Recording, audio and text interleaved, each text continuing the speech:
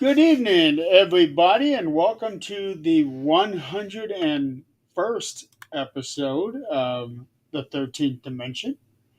And tonight, my special guest Joe and I are going to be talking about something we've never talked about on this show before. We're going to be talking about wrestling. Okay. Yeah. How you doing tonight, Joe? Oh, I'm doing pretty good. I just gotta wake up from my little cat nap I took. Boy, I'd never seen a WrestleMania that kicked off so early on a Friday. You know, I mean, their shows have started early this morning. And go right up into Sunday. It's going to be an exciting weekend to watch. Holy cow, exciting weekend and a very busy weekend, too. It's unbelievable. Yeah, there's gonna be some big matches for sure. Oh yeah, absolutely. And they got them nice and spread out between the 2 days, so it's not like, well, all the exciting matches are only on the second. Nope. So it's not working that way. I mean, they did it right this year. I got to give them credit. I mean, they're going to kick off tomorrow with Jey Uso and Gunther. And what a way to kick off tomorrow. I mean, who better than Jey Uso to get a crowd hyped up for the weekend? That was exactly what Donald and I were talking about on Sunday. There is no other match that can kick off, not just one of the nights, but the entire thing. Yeah, yeah. Uh, it sucks that it's not going to be a main event match, especially considering Jay won the Rumble, and also, you know, his nickname is main Me event. and that Jey Uso, yeah. So it would have been perfect for him to main event night one, but I get the whole thing with the triple threat match, and for the most part, I actually agree with that match being the main event. Um, but with Jay and the whole Yeet movement, it's he is perfectly suited I for. mean, the way he gets that crowd and works that crowd, there's nobody else that I've seen in the history of wrestling that works the crowd like he does. No. And to think he actually tried to do that 10 years ago and it never caught on. Nope, it didn't work. Yeah. But sometimes it's all a matter of timing, and the time is right for him. Yep. And, after, like I said earlier before you started, I was watching Pat McAfee's little special that went on for 2 hours on YouTube. And I agree totally with what was said by Triple H on that show about main event Jay. What do you say? You know, he was like the perfect person to work the crowd.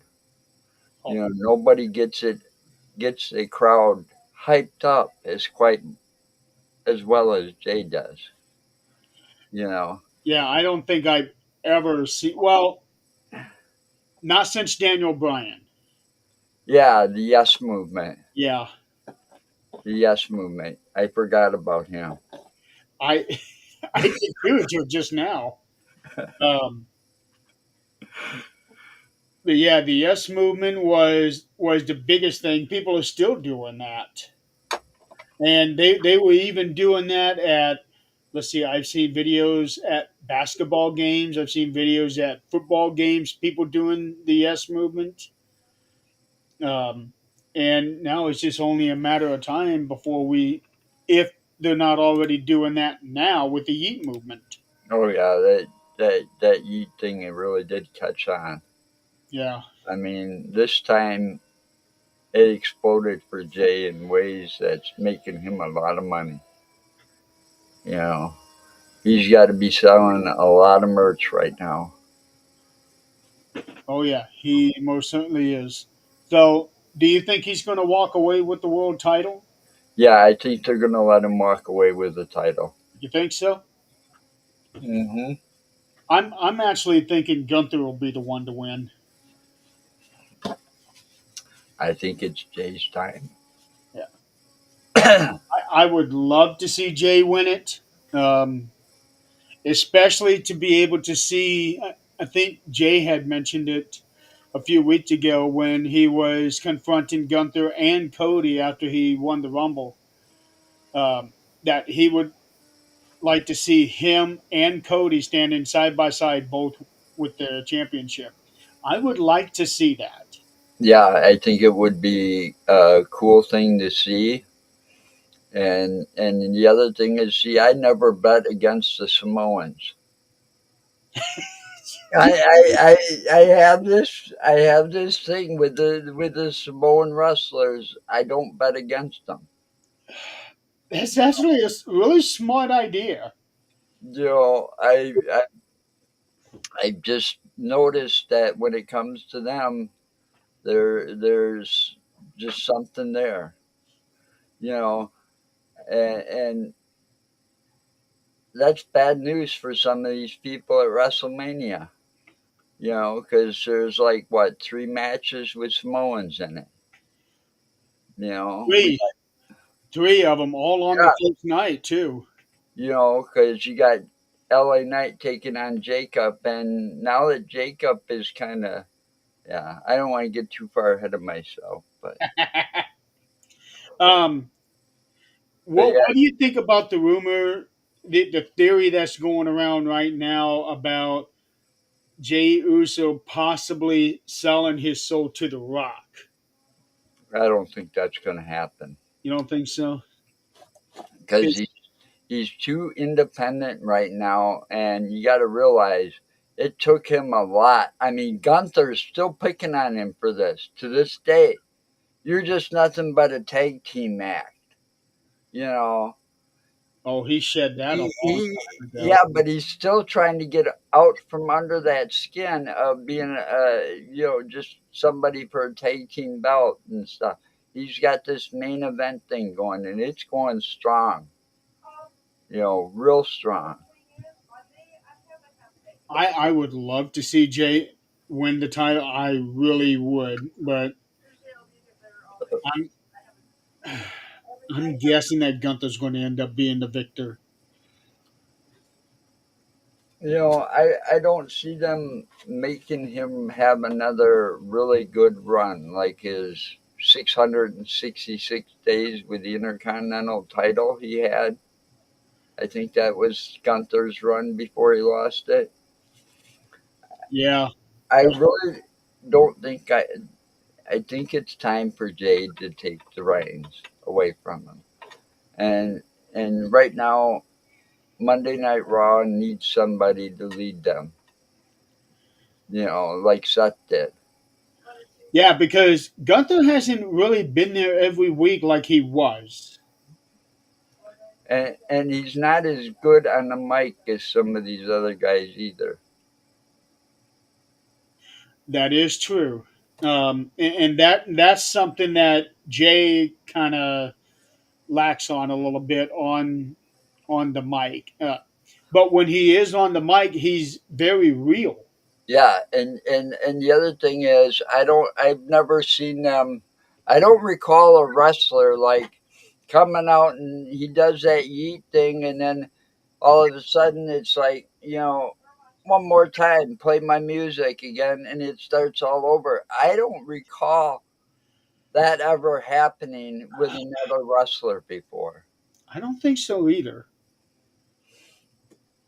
So I got my money is on Jay Uso. Well, You, I would, the only as much as I think that Gunther will end up winning, I really would like to see Jay win. I think the only way Gunther would actually win this one is if somehow Jimmy came out and cost. Jay the win because he, getting revenge on Gunter for the attack, the bloody attack. So if Jimmy comes out, we can almost guarantee that Ludwig would come out as well. Kaiser. Well, we haven't seen him in a while though. No, we haven't, but there is video of him walking around. You He is in Vegas. Oh, speaking of which, there is also video of Zack Sabre Jr. in Las Vegas as well. who's that? He's some he's a guy who's been wrestling in Japan, and the way that I understand it, his run in Japan has ended. Mm-hmm. So I think one person had a theory out that he might end up being the surprise opponent for Randy Orton. Oh yeah, that's right. They still haven't even figured that one out yet, have they? Right. Although we may find out tonight on SmackDown, but I think it'll end up being a surprise like what they did with Cody 3 Well, years ago. I also heard a rumor that Kevin Owens refused or delayed or refused his so-called surgery. He is in Vegas. So I'm just saying, I saw that, and he was supposed to go in for surgery, and unex- don't know if he'll be back. Wasn't supposed to be back for this WrestleMania. Probably missed the next WrestleMania, and then all of a sudden, He's there. I see a post that Kevin Owens didn't have his surgery. Blah blah blah. Is he going to show up at WrestleMania this year or not? You know, so. But Yeah, with wrestling, anything's possible. that is true. They have Especially, shocked us many times. especially with Kevin. You, you don't know what's going to happen with him. Right. All right. The next match on night one, I am just going right down the list of what's listed Okay. on Wikipedia. They had the next match that's listed is the War Raiders defending the World Tag Team titles against the New Day. Yeah, well, I think that New Day is going to walk away with titles. I think they are too. And I only say that because I think the War Raiders are underestimating the New Day, as it's called. You know, I can see that, especially, but probably not anymore after that rude awakening that they got on Monday Night Raw. Um, this is a new development with those two teams, so it kind of came out of nowhere, at least for me. But I am glad to see these. I am so glad to see a lot of these people because normally they wouldn't get that moment to shine on this stage. right? And it's like not like any pay. Oh, as they call it, what do you call it? PLE or now it's a Yeah, premium live event or whatever. I you still know, go to TV, the pay per view thing. But the last few times, it's like, what happened to all the belts being on the line? You know, I know. why are you leaving out the tag belts? Why are you leaving out, you introduce all these belts, and then when the premium live events come, they're all left out. Some of them are undefended. That don't make sense to me. The one that's really upsetting is the women's U.S. title with Chelsea Green Yeah, because she is doing a phenomenal job, has been, and for her to be left off of this card completely is criminal. right, exactly. I mean, they introduced these new women belts that should have been introduced years ago. I'm sorry about the mispronunciations, but I left my teeth out.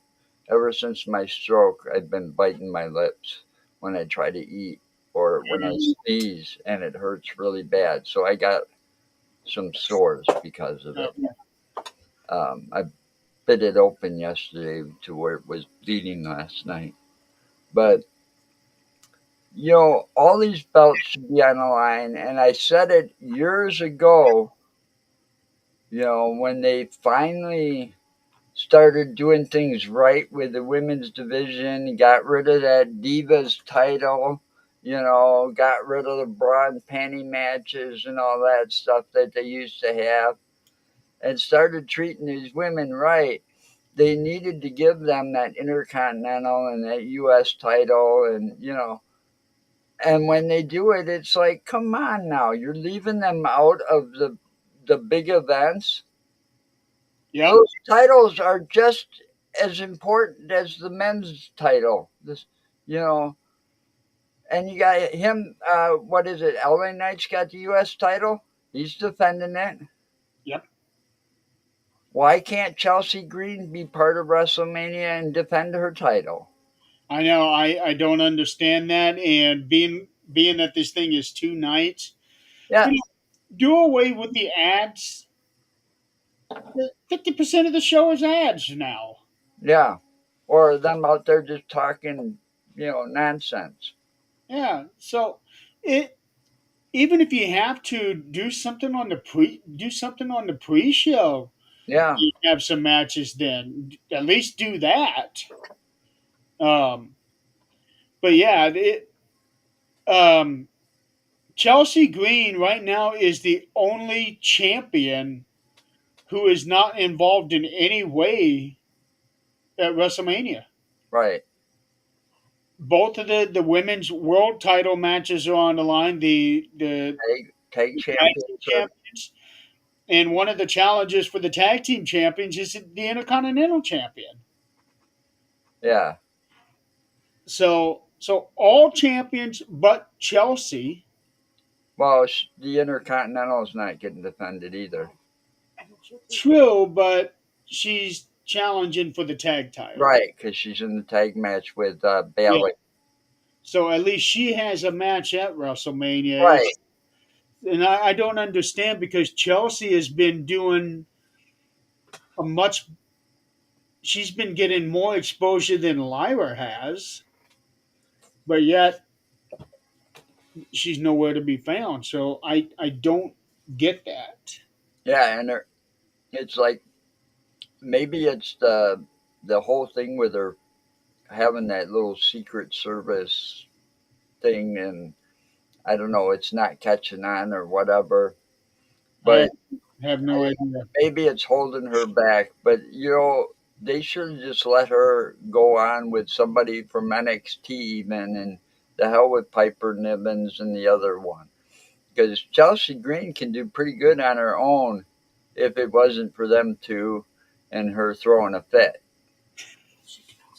Which is entertaining in and of itself, though. Oh, right. um, so the next match I'm really looking forward to because finally he gets a singles match instead of being locked in with the tag champions with the tag matches. We got Rey Mysterio versus El Grande Americano. Chad Gable. Yep. I'm really glad that he gets a one-on-one match at WrestleMania. I hope Rey Mysterio rips off that mask and exposes Chad Gable. He probably will. You know, because this whole El Grande thing and him denying it reminds me of stuff that's been done in the past. A guy shows up in a mask. Oh, that's not me. It's not me. It's really not me. But you can tell by the build and stuff that it's definitely you. I mean, I think the last one they did that was Hulk Hogan. yeah, you They, know, they did that with Hulk Hogan and Mr. America. didn't they do that with Kurt Angle once? I mean, Chad Gable is basically copying Kurt Angle's career. With Kurt. I don't remember anything about him being in a mask, but I do remember him doing a little switcheroo with his brother in one match. I'm just saying, everything Chad Gable does mimics Kurt Angle's career. Right down to the, you know. I'm serious. We've seen it before.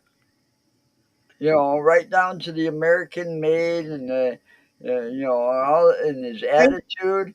Is every time I see Chad Gable, I can't help but to think of Kurt Angle. They should have ran with Chad Gable being Kurt Angle's son instead of Jason Jordan. Yeah, they should have ran with that Yeah, instead of that black guy. Yeah. I mean, it made more sense. It would have made more sense, and it would make more sense why he's mimicking Kurt Angle's career today. right. Um, and in hindsight, they should have gone with Chad on that angle because Jason Jordan had to retire not too long after that, which that sucked for him because he was pretty good in the ring.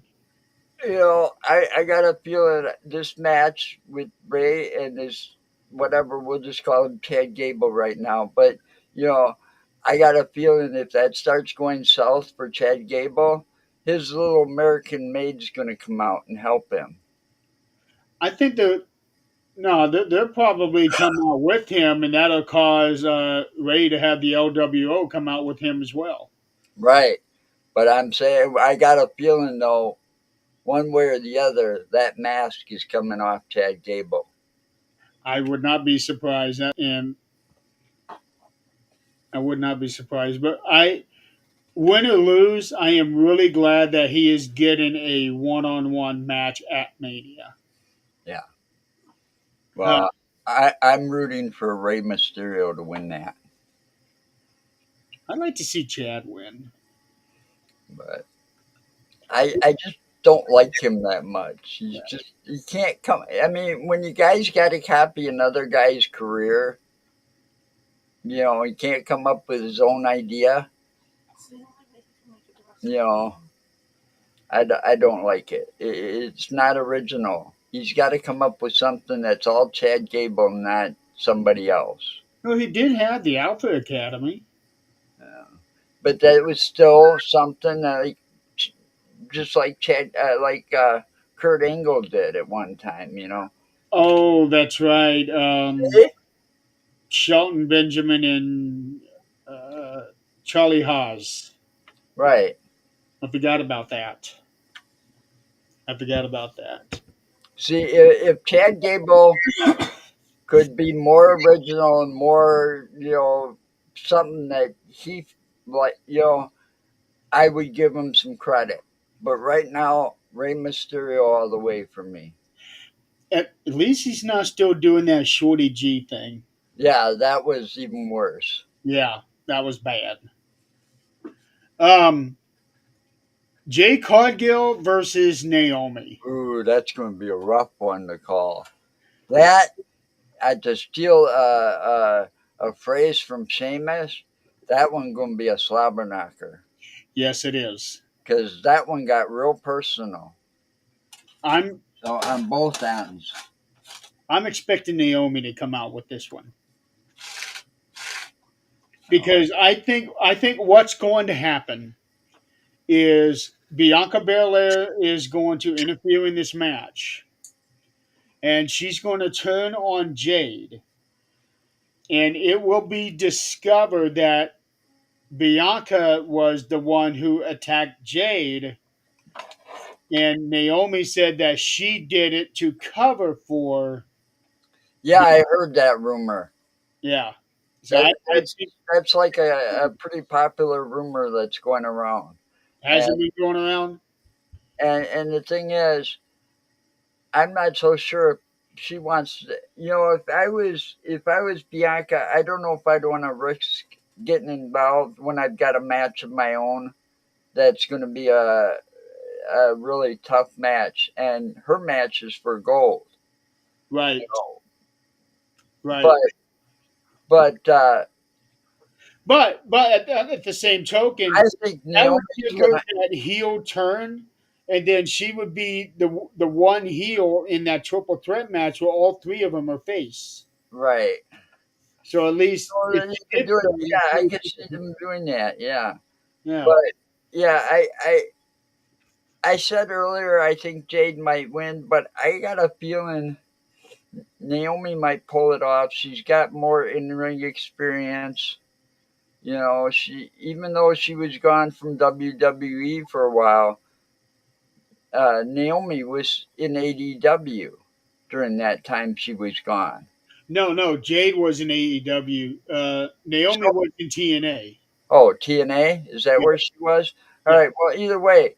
So I mean, I got a feeling. You know, I've only seen Jade, those few times for a short time. I've watched Naomi her entire career back when she was part of the Funkadactyls. Hard to imagine she came to this level from there. Yeah, she went from being a sideshow girl to Brodus Clay to a main event star. Yeah.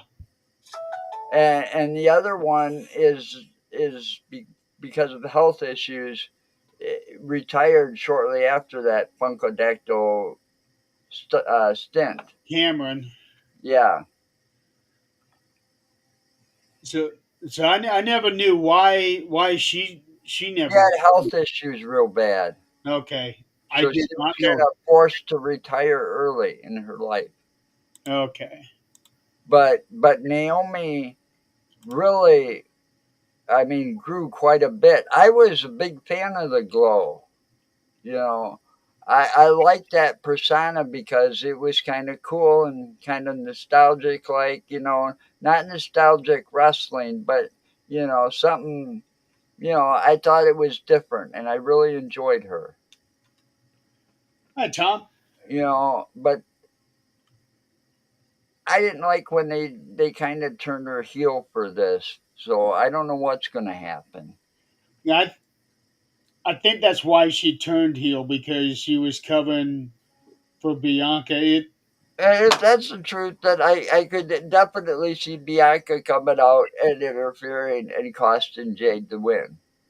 Yeah, You uh, know, and it's weird that she turned heel just as Jimmy had turned back to being a face. right? Because they had Uh, plenty of opportunity for Naomi to turn heel and go with the bloodline when they were all still together. yeah, that would have been cool. It would have been, and having Nia join them as well. Oh yeah, Nia would have been a force to reckon with. She she already is now. Yeah, but to have that whole power and force of the bloodline behind her as well, Yeah, ooh, she would have been more unstoppable. yeah, with the bloodline behind her. Yeah, Well, there people don't realize how many of them there actually is in wrestling. they had that whole diagram thing last year on the big But screen. that diagram thing doesn't cover it all because if you actually look up that family name, you'd be surprised. You know, I mean, you had uh, He, what he, was that? Umanga, the Ugandan giant. He Kamala was the Ugandan giant. Yeah, he was from that family. Yeah, You know, Umaga was. Yokozuna. I mean, everybody thought he was Japanese and from Japan. Well, He looked it. the thing is, people don't realize how many of these people. All right, we've got nowadays. It's more real because yes, Becky Lynch was really born in Ireland, and she really that's really her with that accent and stuff. Yeah, But you had Nikita. Remember Nikita Koloff? I do. All right, big guy, kind of like Gunther. Gunther reminds me a bit of him, just real big and bulky, like. Nikita Koloff was born in Minnesota, Minneapolis, Minnesota, and I they booked him as a Russian. Ivan Koloff's nephew. He had to learn that Russian, what little Russian language he knew, and get that kind of Not only that, Russian accent. but Demolition Smash was also um, Russian. He was something Crusher.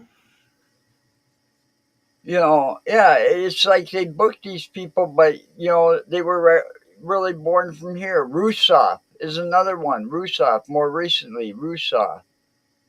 He was born in the United States, and they got him from someplace else. Ru- The one, like you know, Rusev and Lana. Lana, yeah, Lana. Yeah. She's like a New York. She was like a New York model or Oh yeah, actress. yeah. That's the thing about So you never know what they say about where they're really from, if that's really true. well, back in the 80s and 90s, there was no way to confirm any of that stuff. Nowadays, you can confirm it with just a search on Google. Yeah, you know, and so now, that's one of the bad things about today is everybody just loves to go and ruin wrestling for us. you know, but today it's like Sheamus, you look him up, he's really from, same with Drew McIntyre. He's really from, where they say he's from. And yeah, He may be living in California or whatever, but he was born in Ireland or born in Scotland or, you know, they were really from these places, which makes wrestling in that aspect more realistic right. Well, Kevin Owens. because their accents are real. Mhm. Oh yeah, Kevin Owens. He's one of the last to come out of the dungeon up there under Stu Hart. What I enjoy so much about him is that he doesn't deal with a catchphrase. You know, It's everything is different, but that's his style. yeah. It, the next match is the one I'm really looking forward to. It's a new LA Knight can. and It's still Mountain Dew. no, They just changed the can, Tom. the next match is the one that I'm looking forward to. LA Knight and Jacob Fatu. Yeah, that now that they let the werewolf loose, so to speak, unleashed. I mean, he's not sitting there like he was before when he was part of Solo's bloodline. I love you, Solo. I love it. That. Come on. Now that he's unleashed and he's not sitting there praising one individual from the bloodline or something and It was part so, of it a was so funny though. pack. Yeah, it was. But I think now that he's unleashed, LA Knight's in for a fight. Yeah, there's He's in for the fight of no his way life. LA Knight is walking out with the title. There's no way. I don't see it. Like I said, I don't bet against the Samoans. Jacob Fatu walks away the winner. Well, see with what they got going on, it actually makes Solo look really bad because Yeah, this but they could make Solo look bad tonight if or whatever when if he interferes. That's the only way LA Knight holds on to his title is if that bloodline, those two guys, Solo and Tonga, come out, even if they just walk her down the ramp or whatever, just thinking they're helping Jacob, but they cost him. Because I think they're going to be building up a fight where it's going to be Jacob versus Solo. Yeah, I do believe that match will happen at some point. I'm going to guess that match will end up happening at SummerSlam. So But it, but this whole scenario right now actually kind of makes Solo look bad because this is the third WrestleMania in a row that Solo has not had a match right, any kind. And here's Jacob who not he brought in, here. who Solo brought in. Yeah. And boom, he's got a match. Yeah, almost main event quality match because he's going for gold. Yeah. Um, it's And being said, and I believe it, that Jacob Fatu wouldn't that be a is, thorn in Solo's side if his first big, you know, if Jacob walks away with a belt, something he couldn't do,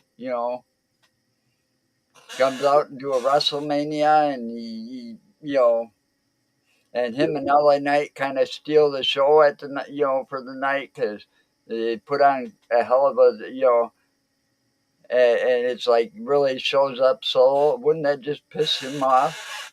that match will probably end up being match of the night, depending on how things go with the triple threat match. Yeah, that triple threat match is, Yeah. from I'll get to that when you get to it. The next match is Tiffany Stratton versus Charlotte Flair. That's going to be a good one, but I still think it's going to be Tiffy time. Yeah, I I, think I mean, I'm a big fan of Charlotte's too, but Tiffany's come a long way in a short time, she and has. and she can match Charlotte move for move, and I think Charlotte's going to lose her cool, make a mistake, and Tiffany's going to be right there to capitalize. She's more acrobatic than Charlotte is. Yeah, Not that Charlotte can't fly in her own right. She does. Um, yeah, that's going to be a really good match, and that one has gotten really personal. hmm Um, yeah, I'm curious to see how that's going to go. that might be the woman's slobber knocker match, for the night. Where it's going to get pretty brutal. I don't know the Jade and Naomi. That's Yeah, I know. That's what There's when it comes to them women, they get real personal real fast, and yeah. They probably should have split, put Jade and Naomi on night two. you know Um, because what of those matches are going to outshine the other, oh yeah, and steal the night because they are both very personal. I yeah. mean, Charlotte, because Tiffany's kind of like the younger version of Charlotte, and it pisses her off. You know, Basically, Charlotte's jealous of Tiffany. That's the way I see it. Okay, and because Tiffany's kind of doing better than what Charlotte did when she first arrived, and doing it better. You She, know, she even mentioned that on last week or 2 weeks ago. and this Jade and Naomi thing has gotten severely personal too. Yeah, you put two. One's going to outshine the other match by a lot. I don't know which. I can't. I can't call that, but it will happen. I wouldn't be surprised if Jade and Naomi end up bringing weapons, chairs, tables. I would not be surprised if that get involved in Jade and Naomi. Yeah. You Tiffany and know, Charlotte is going to be more of what people would call the flippy floppy match. and the other thing I want to mention this isn't even part of the card at all. But I've been reading a lot of things when it comes to wrestling lately because as it gets closer to WrestleMania, I want to know what's going on. Um, but here it is, Bo Dallas. All right. He's been cleared to come back. Okay, I did not know that. All right. And all of a sudden, Alexa Bliss shows up once for what was that, the Royal Rumble? She came in for the Rumble, and she was also at Elimination Chamber. Oh, okay. Elimination Chamber. That was the last time we saw her. All right. And now she's gone again. All right. There's been a lot of rumors and speculations about the Wyatt Six. I've seen that every time they got a big thing, but this is the biggest. I've been reading stuff about them. I don't know what's going to happen, but they could show up. And and and the Well, thing there is, was a match that Alexa had where there was one of those real quick yeah, flashes. yeah, In there. yeah. And there's been one since there's been one. Oh, what was that? A few weeks ago, I saw something like that too, and it was during Liv Morgan when Liv Morgan was out there in a match, and it's like there's a Oh, lot of speculation that when Alexa Bliss comes back, she's going to be part of that Wyatt Six, right? Because it's been Wyatt Six, but there's only been five of them. And they've been waiting for Bo Dallas to be cleared. We haven't seen the Wyatts in a long time since he's been out. But what say Nikki Cross and Alexa Bliss once that happens aren't going to go after the current tag team champions Liv Morgan and Raquel at some point. yeah. And I'm thinking if they show up anytime during WrestleMania, it'd be during that match. Ooh, Where they're facing Bailey and Lyra Valkyrie. I on like I like her. She's a great Intercontinental Champion. she's good. I was watching her in NXT and I liked her then too. Yeah, she's real good. Um, yeah. So, yeah, word's going around that Alexa will join Wyatt Six, and she'll actually end up being the leader instead of Bo. Well, before Bray passed away, remember the storyline where she got kidnapped by Bray and all that, Yep. and she was you know Sister Abigail in a way with the swing and the doll and all of that. That was the last person that she actually trained with too, that taught her what she knows. And the whole thing about this Wyatt Six was, even what was it, That Braun was where she was Strowman? at her best too. Yeah, and Braun Strowman was supposed to join that too, possibly, because he was part of the original Wyatt family because he wore that black sheep mask. Right. Oh, I remember when he made his debut, he was But scary. he's got see right now Braun Strowman's got too much going for him on his own. He broke away and look at him. I mean, he's like one big son of a bitch, And my son-in-law has met him in Has he? person and talked with him in person because he works at those arenas. So he got so last time wrestling was in Milwaukee, here's a picture with one big son of a bitch and my big ass son-in-law who married my oldest daughter. And they both sporting. I mean, my son-in-law's got a beard like Braun Strowman. Okay. Well, he trimmed his beard down quite a bit, didn't he? Not that much, Maybe he grew it back out because I know that he did trimmed it way down to like this at but one time. from what I understand, Braun Strowman's got property here in Wisconsin, Oh, okay. and that's from my son-in-law talking to him, Dino. Okay. That's pretty cool. I'm like jealous of that guy because he's got a picture with Braun Strowman, and I like Braun Strowman way back from when he was with. Yeah, you'll be like, hi, Yep, yep. he big boy. I mean, the last big wrestler I met in person like that, I can't stand today. I remember being ringside. Because I I was had to look there up at like the aisle. this. I don't like Hulk Hogan anymore. You know. I remember being ringside at the aisle, and Diesel walked by. Oh, Kevin Nash. Yeah, Ooh. it's like damn. And Shawn Michaels at that same bodyguard. time, Yokozuna came by, and all I saw was red. Oh my God. I remember being at a match where I was sitting right next to where they were coming out, Huh?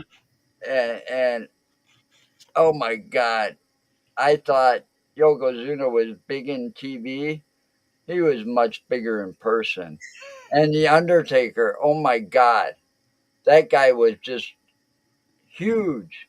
And the next thing I know, because I was part of the security. He's a lot taller than he looks on TV. Yeah, and the thing is, he comes out to the security guard in the back, which happened to be a friend of mine, a coworker, and he asked him. He says, "Madison got any punk rock bars?" And I'm like, "Really?" And it's like the Undertaker's in the punk rock bars. This was back when Yeah. Paul Bear and all of that was Oh still, yeah. you know, because he had he that night he had a big match with Yokozuna, and another big guy I'll never forget when I was a kid. This was back in his the Vern Gagne, a what was it, AWA. They used to come to the college here quite often, Edgewood College, which is a private college. It's also got the high school and all that connected to it. But he sat and Bobby the Brain Heenan. It was the earliest time I remember seeing Andre the Giant for the first time in person. No. And oh my God, that guy with all the hair that he had early on in his life. Remember that long hair? Yep. That was just like, wow, he looks like Bigfoot. You know, maybe that's what people are seeing out there. Seeing Andre.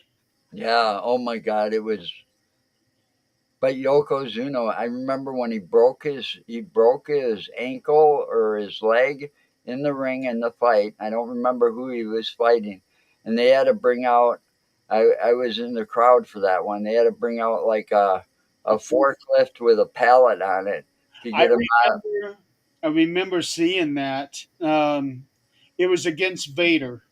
Yeah. I remember seeing. I was actually reading a story about that not too long ago. The reason they did that is because they wanted to ship Yoko to some kind of diet camp because they wanted him to lose weight. So that's why they did that whole broken ankle thing. And instead of losing weight, he ended up gaining more weight. Yeah. Well, sometimes you can't just lose weight either, because there's things like thyroid conditions and stuff that, you know, make you impossible for you to lose the weight sometimes.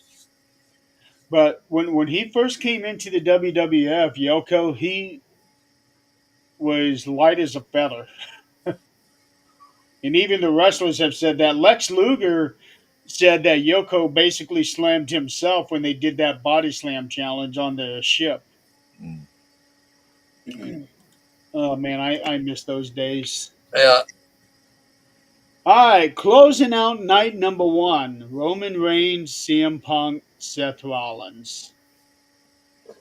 I know how that's going to play out. I've got my suspicion too. I CM Punk and Seth Rollins because there's so much real hatred there that they're going to beat the shit out of it, and Seth and Roman's going to sit back and enjoy himself for a minute and just take advantage when when the time is right. I think it's going to be one of those things. I can see that. This is Roman Reigns' 10th main event. First time anybody has main evented 10 times at WrestleMania. This is Seth Rollins' third time, and this is CM Punk's first time. First time, thanks to the tribal chief and Paul Heyman's favor. Yeah. You Uh, know, that whole little storyline bit is kind of funny if you laugh at it and think about it. I mean, they just keep adding layers and layers and layers it's to like this. now at this point, Paul Heyman owes Seth Rollins a favor. I think You what's know, going to end up happening is Paul Heyman is going to turn on Roman and Punk and go with Seth by the end of the night. well, I think the best thing he can do is take Seth's advice and stay backstage or not come out at all. Uh, it's oh, Living Color is going to be performing Cult of Personality for CM Punk. That's what I heard.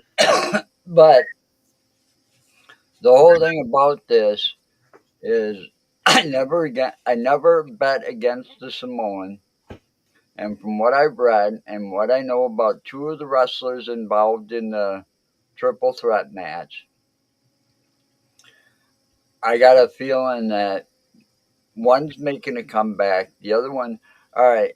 The whole thing is either CM Punk's going to win it, which I highly doubt it because in a way that's going to piss a few people off. It could, but I can also see him winning because this gives him the main event win that he's always wanted. But at the same time, is it good for business? I mean, think about it. CM Punk basically said "fuck you" and I'm off here and left. You Well, know, and, we, and the audience kept chanting his name yep. even though he was gone. Mhm. Right? Oh, he's not coming back. I remember somebody saying that because he kept chanting his name during his promo spot. And you're not going to see him here ever again, right? And here it is, 10 years later, he's back. I can see how that all pisses Seth Rollins off. Oh yeah. Okay, and and, and the thing is, you know, he's getting what he wants now. He comes back, and all of a sudden, he's getting what he wants. He gets his main event. You know, yeah, the whole thing's changed. Vince is gone. You know, you got Stephanie and Triple H running the place. But you also got to realize in the shadows, there's The Rock with TKO running the place too. Yep. Okay. And before that was more like The Rock is now in, like, say, Hogan's shoes because many years ago, Hogan and Vince were in bed together and got did Titan Sports. Remember Titan Sports? I do. You know, that was Hogan's thing with Vince McMahon, and that was part of wrestling back then, and that's why he got creative control and turned into such an asshole and egomaniac. You know, uh, uh, and now that's why he's also, because of his, yeah, you know, his remarks that he made. Yeah, that's why the audience and the fans are smart. They don't want him around. Hard Smart. to believe that WrestleMania 1 was 40 years ago. Yeah, Damn. yeah, isn't it that hard to believe? And it costs you like 25 or 30 bucks to watch it, depending on your cable provider. Exactly. And Hogan was the hottest thing around at that time. Yep, because he got the belt from the Iron Sheik, Yep.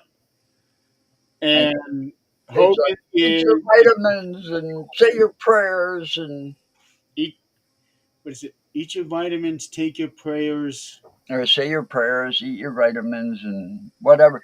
It was like he never practiced what he preached. Well, he had three commandments. Yeah, I know, and I can't remember what they were. No, Each way he your prayers and added a fourth one, which was believe in yourself, but see, he, training. I'll tell you, you watch this. I can't remember how I found it. I found an interview on YouTube. It's about an hour and a half long. Okay, and Here we go. Train, eat your vitamins, say your prayers, believe in yourself, and believe in Hulkamania. yeah, That that's what it was. five demandments. So training, yeah. Um, there was an interview I saw. It's about an hour long. Very interesting interview. Uh, what you do is look up Seth Rollins calls out CM Punk, and you should get it. It was a recent interview with a black guy. I don't know what his name is. A football guy, a football star, and his wife interviewed Seth Rollins, and he had some interesting things to say about Hulk Hogan and what he should do after that net where he got booed off the Netflix premiere of Raw. Now, the first thing that came up in my search was Seth Rollins calling CM Punk out for a UFC fight. Yeah, yeah. It's like it says MMA fight and declares himself Mr. WrestleMania. Uh, See, I looked up my history. Um, I can kind of see it's, Seth being it's an argument for Mr. WrestleMania, but in my opinion, Mr. WrestleMania that goes to the Undertaker. it's called it's on out of pocket it's out of pocket with RG. Okay, I see it now. Okay, that's who it's that's a R podcast or whatever. is that But RG3 or RG Gill? I don't know. But that's a very interesting and kind of funny. You get to see a whole nother side of Seth Rollins.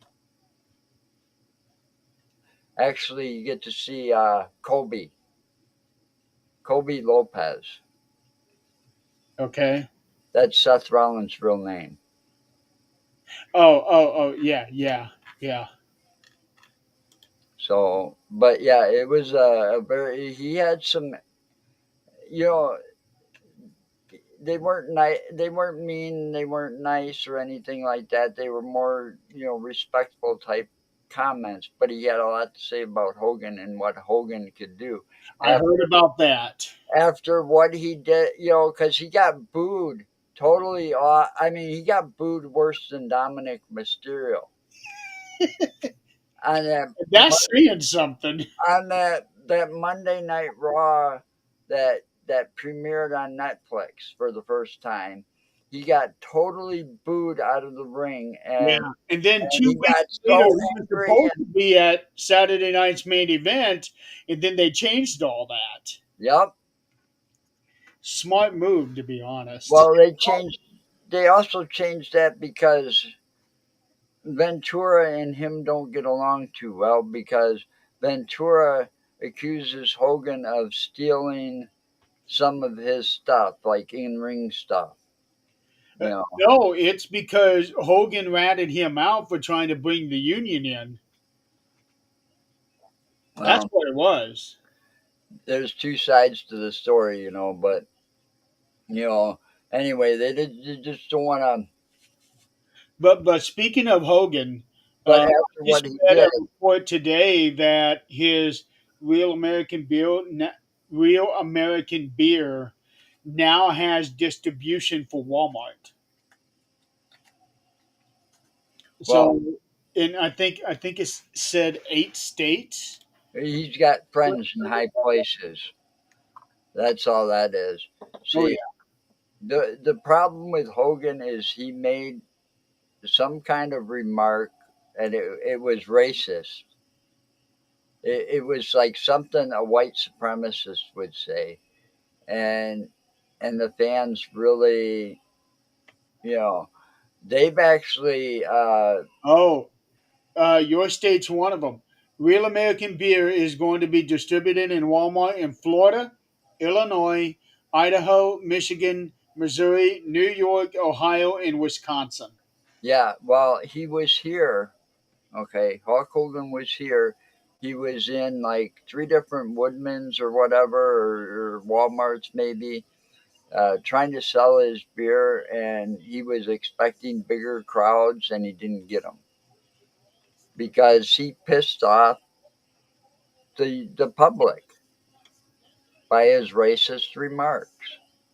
And that was And he hasn't apologized, and that's something Seth Rollins says. You know, if he sat there and humbly and honestly apologized, it might get him a step back in the right direction. damn, But how his long ago ego was is that? 10 getting in his way. years ago when that happened? No, it was something real recently, within the last 5 or 10 years, and he hasn't apologized for it. The only racist thing that I remember him talking about was when his daughter was dating a black guy. That's the only one that I remember. Well, all I know is he did something, and it's really good. That's why the crowd booed him, and in my opinion, booed him worse than Dominic Mysterio. I mean, Dominic getting the booze so that he can't talk. I mean, that's kind of scripted in and kind of like expected. But what they did to Hogan, the way they booed Hogan, Hogan was not expecting that. Well, He was expecting to come back and everybody cheering him, and you know, coming out with that American music. well, I am a real even without that, he would have a hard time getting that because he very heavily promoted Donald Trump, and the state of California does not like him. well, I didn't want to get into that either. Yeah, That's why I said he had some friends in high places. I didn't want to go political, but yeah, that's the other reason. yeah. You know, a lot of people. He's got a lot to he's just like Donald Trump in that aspect. He doesn't apologize for his mistakes. He's never wrong. An egomaniac. Yeah. Hulk Hogan fits that description. He had creative control. He was the biggest part why WCW failed. Finger poke of doom, perfect example. He sits there and he just sits there and pokes Kevin Nash, and Kevin Nash just drops to the thing and he covers him and he gets the belt. I don't know how anybody ever thought that that was a good idea. You know, and that was all Hogan though. And that was the same night, if I'm not mistaken, that Mick Foley won the WWF title. Yep, it was. Oh, had how the tides had changed. People were upset, but they tuned in and watched The Rock and Mick Foley fight it out for that title because it was more interesting at that Yes, point. yes, it was. You know, And at that point, honestly, Nitro as a whole, production and everything was starting to take that dive. yeah, Not because of the ratings. To me, had nothing to do with. I didn't give a shit about ratings, but as a whole, the production and the wrestling and the way they were all being, Nitro was on that decline. it became the NWO show.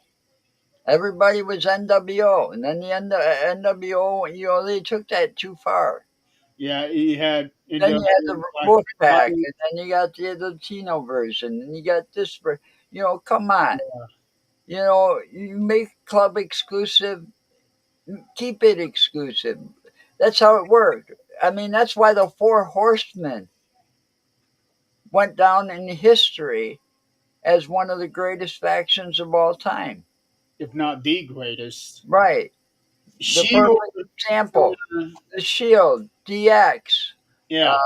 The thing about the NWO is what they should have, and even Eric had admitted this, is that, admitted too many people in, but what they really should have done it was keep NWO as all former WWF guys, yep, not bring in anybody that was made in WCW. right. That's what they should have done because they had Hogan. That was the biggest mistake, and that was the biggest downfall. It was. And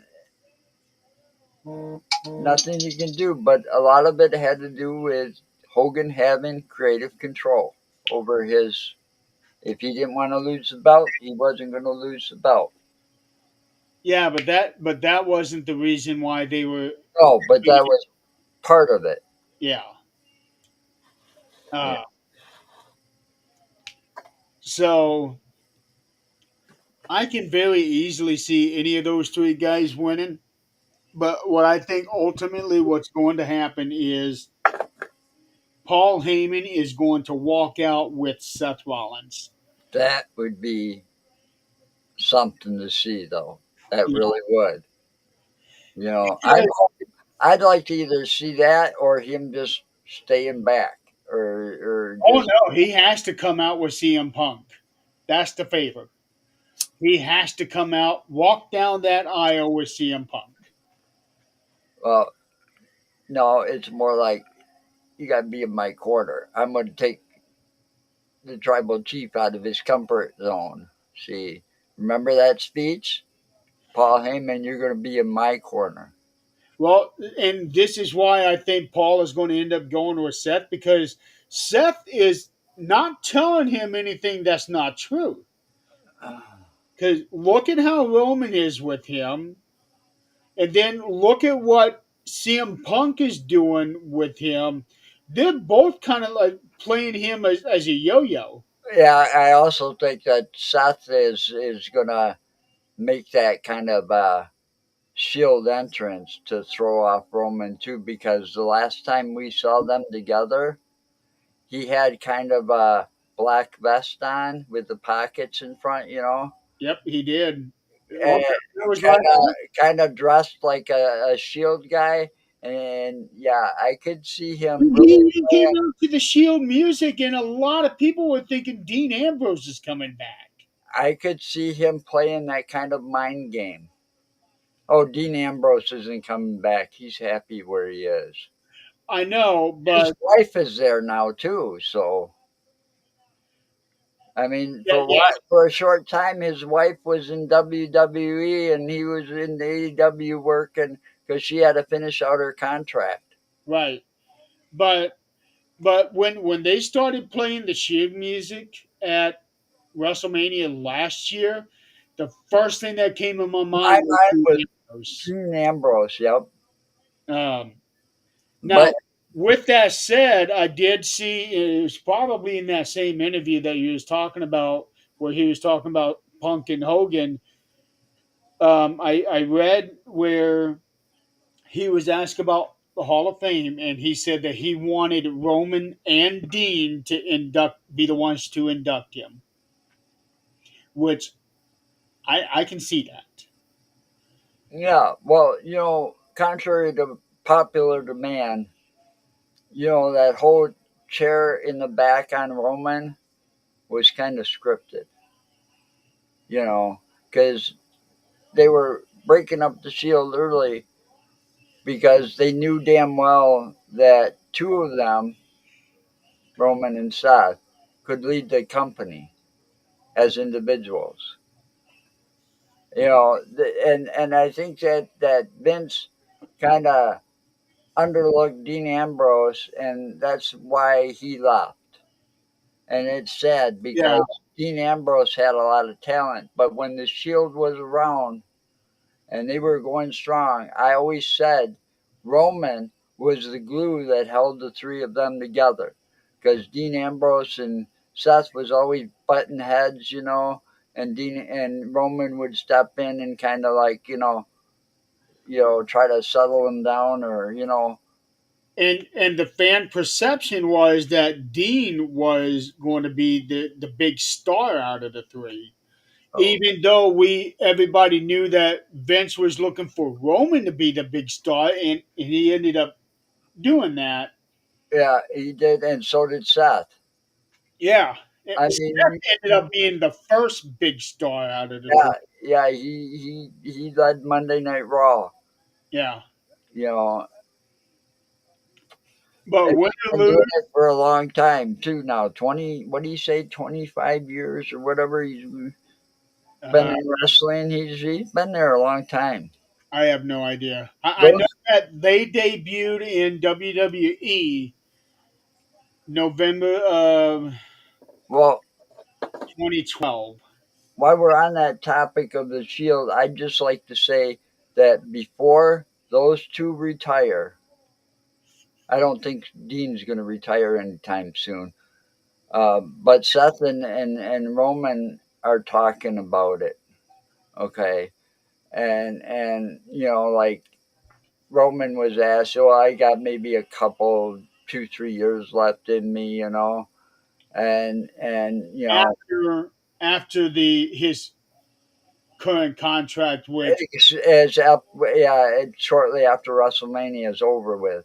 And then Seth has said the same thing, and Seth is like wanting to try his hand on the mic, you know, commentating Chicago Bears football. oh, I remember hearing something about that. Okay, and then Romans wants to try his hand in following the Rock's footsteps into acting.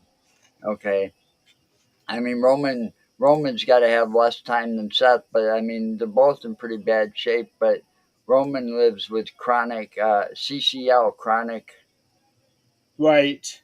leukemia, or CML. Anyway, it's the same thing I have, but his is chronic. It never goes away, so he's constantly getting treatments, which is also hard on the body. Right. Roman. Okay, so right now on Wikipedia, there's an upcoming film that Roman is a part of with Eddie Murphy. Really? Yeah, it's called The Pickup. It's a heist film. Um, Now Roman's not is not one of the top build stars. It's Eddie Murphy and Pete Davidson. Well, see, he wasn't one of the top build stars in that. What was it, Hobbs and Shaw? He was part of the Fast and Furious franchise that Roman Oh was yeah, that was more of a cameo. cameo. Right, right. The Usos were also there too, uncredited, But I could have sworn because a it lot of was that word was, going around that he was filming with Keanu Reeves. I don't know, but Uh, so anyway, I think win, lose or draw, Paul Heyman is walking out with Seth Rollins. That's what I that think. that would be a cool shocker, It would because be, nobody would expect that. and that would be the final break for the original Bloodline Yeah, because nobody else is together together like they were.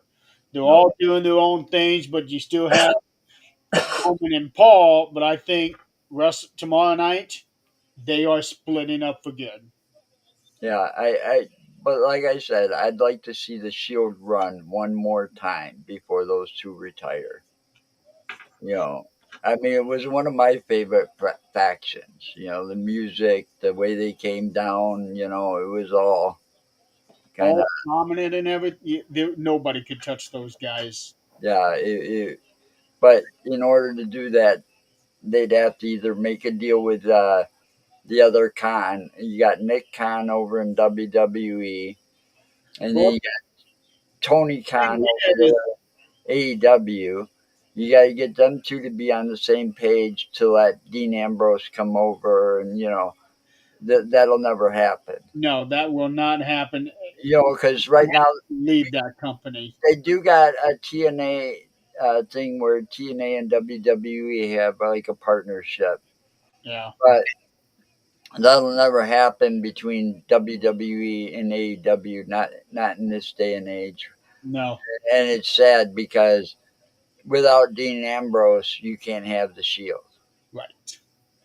Because he was perceived as the leader of the Shield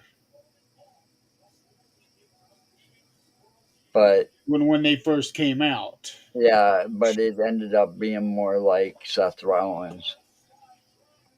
Yeah. You know, And I didn't see Roman as right away as a leader. I always thought he was the glue that held them together. what is so unique about the Shield is that all three of them had the WWE title on the same night. It went from Roman, Seth beat him, and this is the night of Money in the Bank. Dean cashed in on Seth. Yeah, So all three members of the Shield were WWE champion on the same night, yeah. I which mean, it's just too bad that they split it up too early. I think, but yeah. they had to. It was what But was best well, for but business. here's the thing: if they had let them run on too long, then they could have suffered the same fate that the NWO did because they let that run for too long. Yeah, So yeah. So but they also, like I said, they needed those two to be the face of the company. yeah. And at the time, Seth Rollins led Monday Night Raw, and Roman was over on SmackDown running the companies, and they did a good job. Oh, they did a damn good job. Okay, so from one triple threat match, moving on to another triple threat match, WrestleMania Night 2 opener, Io Sky, Bianca Belair, and Rhea Ripley. Wow. You got to watch that Pat McAfee show. Oh man, Rhea came out. Oh, Rhea came out, no makeup, nothing. It was a sight to see. Okay, and you got to see a whole different side of Rhea. I really like Rhea, but Io's pissed off. They've been pushing her in the face too much. I that night where she smacked him and she starts jumping up and down in the ring, to me that was the most adorable thing I have ever. Adorable. It really was, Yeah, it was. and it was so EO, but it makes sense for her to do that. Yeah, and then the whole thing is when Rhea was asked about this whole thing, she really didn't mention EO Sky that much. She was more focused on, well, we've always talked about this ever since NXT, me and Bianca Belair, for the belts. And then EO Sky has to get involved. See, I think they're underestimating that tiny little thing, you know. That's why I think EO is walking out with the title. Oh yeah, one way or the other, they're either somehow, something might happen where some interference might happen or something, but you can't get disqualified in a triple threat match. You can't get counted out. There's no championships advantage. The thing is, Io Sky's going to play it smart. Yeah. She's not going to lose her Actually, cool. she might end up doing what you're saying Yeah, Reigns is going to let or those she two. just sits back and let them Yeah. two fight it out and just take advantage right at the right moment. And Yeah. and that's possibly what's going to happen there too. You Now, know, what I have always said about Bianca and Rhea, this is going back to when they were both in NXT. To me, they are the female equivalent of Steve Austin versus The Rock. oh yeah, I have, and a lot of people are saying, "Oh, that's bullshit." No, they're not. Yeah, they are. I saw that back in NXT. Yeah, the only thing I only have one problem with Bianca.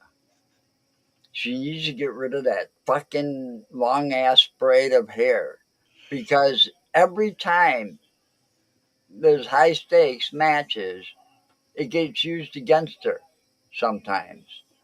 Well, she uses it as a weapon too. I know, but Remember that welt she put on Liv's stomach? oh yeah, yeah. But I'm just Now, saying, there was an interview, either with her or Montez, one or the other. Bianca was wanting to get rid of that long hair, and Montez talked her into keeping it. oh jeez. So Yeah. now we know why she's keeping it. Well, here's the thing. That's how a lot of people identify her. Like No, you know how a lot of people identify me with the long hair and I how get I always look weird with the short or me with a hat, hair. Yeah. when I wear the So, cowboy hat, so the it, long hair is her trademark. right. I get it, but I also liked her whole thing where she kind of took a thing from Bret Hart and put her own spin on it with the EST. I'm the best, the fastest, the smartest. And she should just keep playing on that. But that braid is going to get her in the long run. But yeah, I It has gotten her in the long run. right. I think Rhea and Ripley and her are going to put on one hell of a fight. You may or may not get involved too much. Maybe they'll force her to get involved. But either way, she's going to walk out still with the belt intact. Yes, absolutely, because those two are just too focused on each other that Other, it's going to cost them both the match, and yep, they're it's going going to to cost realize both that. of them. Yeah, I mean, I'd like to see Rhea regain the title, but it ain't going to happen, Sunday. this time around, no. Um, okay, next is the women's tag match with Liv Morgan and Raquel Rodriguez versus Bailey and Lyra Valkyria. Yeah, I watched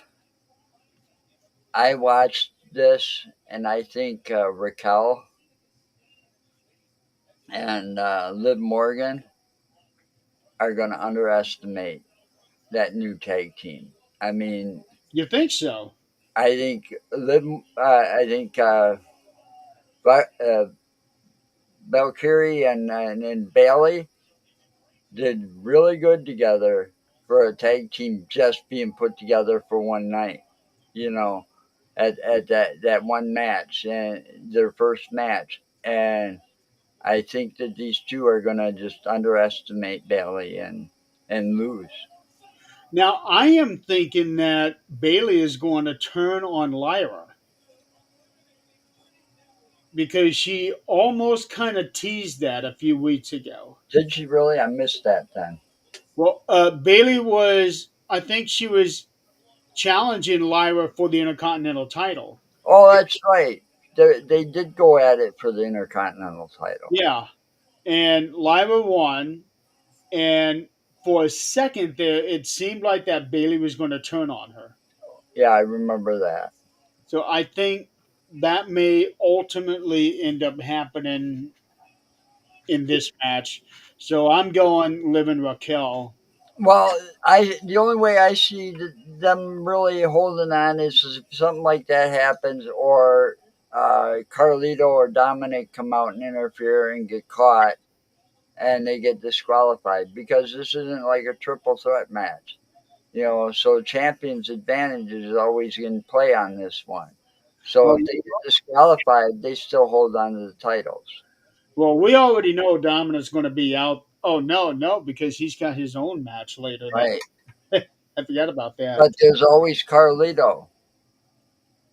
He's hanging around Raquel just a little too much there. And I'm surprised he hasn't stabbed, because every time Carlito's around, he eventually stabs whatever in the back. It That's seems like true, it's but um, we'll be getting into that later, um, So, because there's a lot to talk about on that one. yeah, Uh, this could also be where the Wyatt Six yeah. show up with. What I said earlier, Yeah. and now that if it was true, what I've been reading, Bo Dallas has been cleared to come back. Okay. We haven't seen Alexa since Elimination Chamber. No. Uh, it's just and we've got those little teases here and there that we know is the Wyatt Six thing. Uh, it couldn't be there couldn't be a better time for them to come back. Okay. Let's see. Than WrestleMania. Rusev and Lana have been spotted in Vegas tonight. Well, yeah, he's been signed with the WWE again, Right. and so is Lana.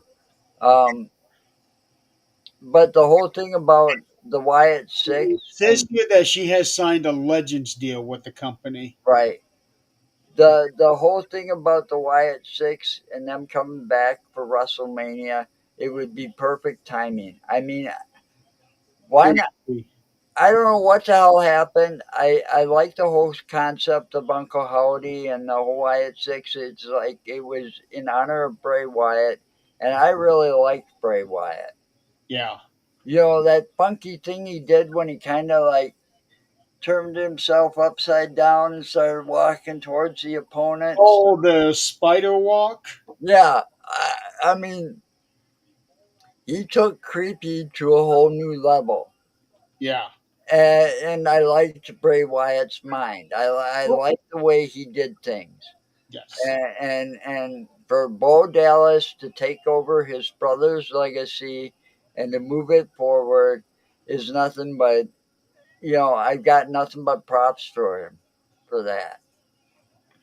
And then it gets hurt because I have been most excited about seeing Dexter Loomis back Yeah, and and also seeing Joe Gacy and Roman back.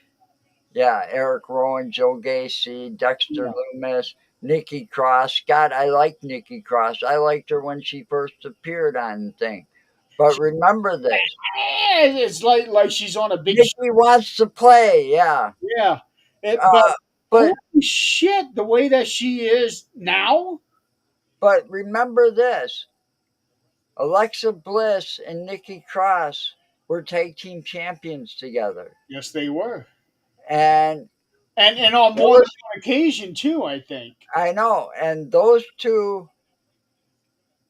when they come together and be the Wyatt Six, and they go after Liv Morgan. And remember, Alexa Bliss has got a beef with Liv still. So there's this whole thing, and if that would be the perfect match for those two women to interfere in with the rest of the Wyatts in tow. it would be. You Yeah, know, because Alexa and Nikki won the tag titles at WrestleMania 36 5 years ago. yeah. Oh, So I see it like Bo Dallas, Uncle Howdy, whatever you want to call him, Uncle Howdy, and the rest of the Wyatts come out and they're on the runway, and then you've got Nikki Cross and Alexa Bliss's characters come out and just attack and interfere in that match and just beat the shit out of Raquel and Liv Morgan. that would be something to see, wouldn't it? Yeah, it would be. And that would get the crowd really going. Yep. And being that the Allegiant Stadium is a closed stadium, so they can turn out all the lights and Yep. all them fireflies. Fireflies. Yep. Yeah, that would be cool as hell. All right, next match. This one here is too close to call for me. AJ Styles and Logan Paul. Yeah. I said this earlier. I don't. I. I got a feeling AJ's close to retirement, and I think he's going to drop the match to Logan Paul in a kind of pass the torch kind of way. Because I think in his eyes, Logan Paul kind of reminds him of a younger AJ. Well, I know that AJ has said that he won't be signing a new contract. Okay, let's see here. So he's 9 years in. So this might be his final year. Yeah, so like I said, I think AJ is gonna, because out of all the people they've had, I've watched some interviews, and I'm gonna refer back to that one that I told you about with Seth. He was talking about the social media influencers.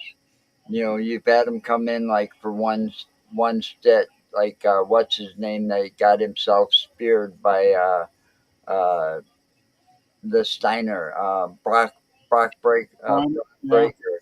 You know, he speared the guy. He was you um, they only come in for a short to try to get but Logan Paul's kind of made that successful transition in a way from a social media influencer to wrestler, and and Yeah, but he's the thing is, what rubs me wrong about Logan Paul is last year he said that he wanted to become the workhorse, like what Dominic was the last couple years. He wanted to have the most matches.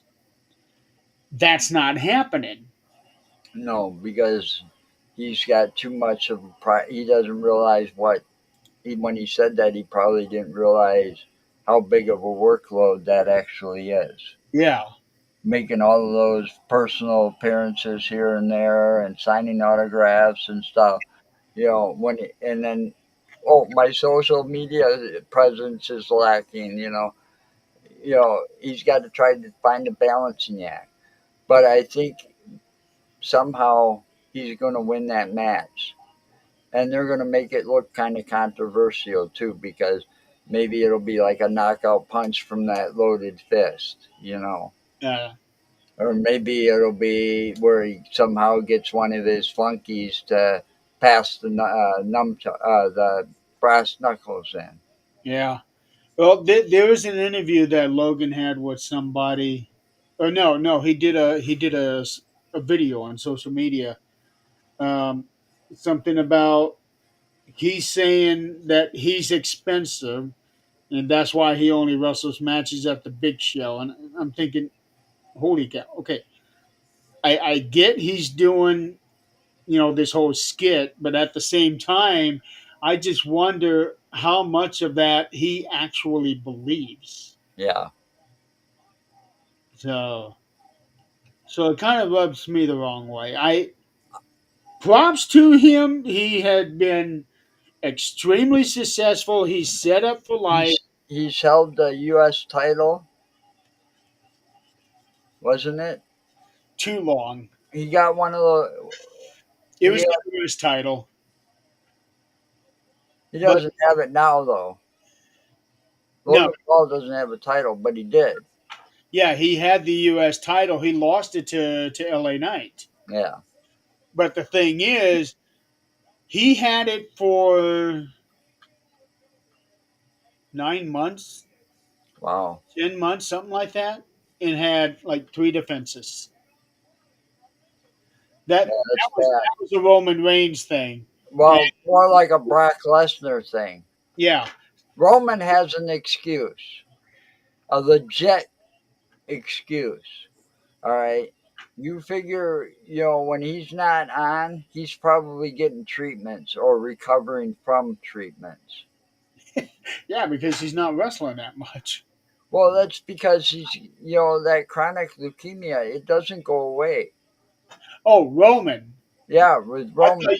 no, Roman no. has an I'm talking excuse. about Logan. Oh, Logan. Yeah, he has no excuse. Yeah, I'm talking about Logan. Yeah.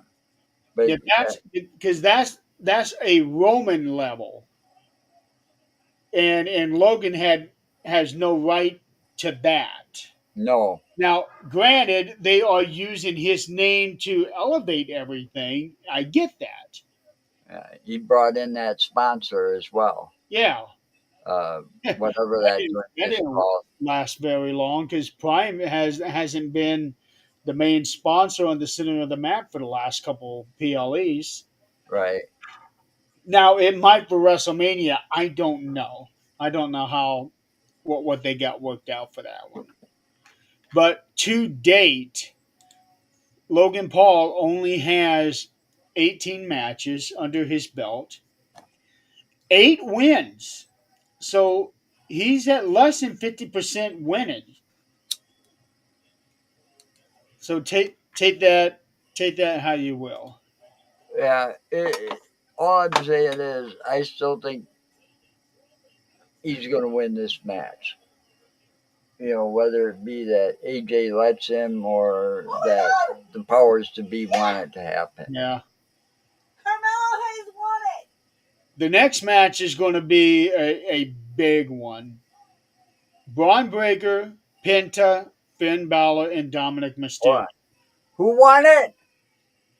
Carmelo Hayes. Carmelo Hayes won the Andre the Giant Battle Royal. Battle Royal. Oh, they had it? Yeah, Yeah, it's on it's on SmackDown SmackDown. right now. My wife's watching SmackDown out there. They never announced it. Uh, so Carmelo Hayes won it. Really? Yeah, Wow.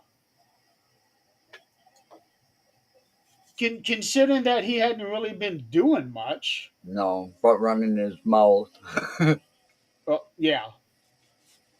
Okay. on people.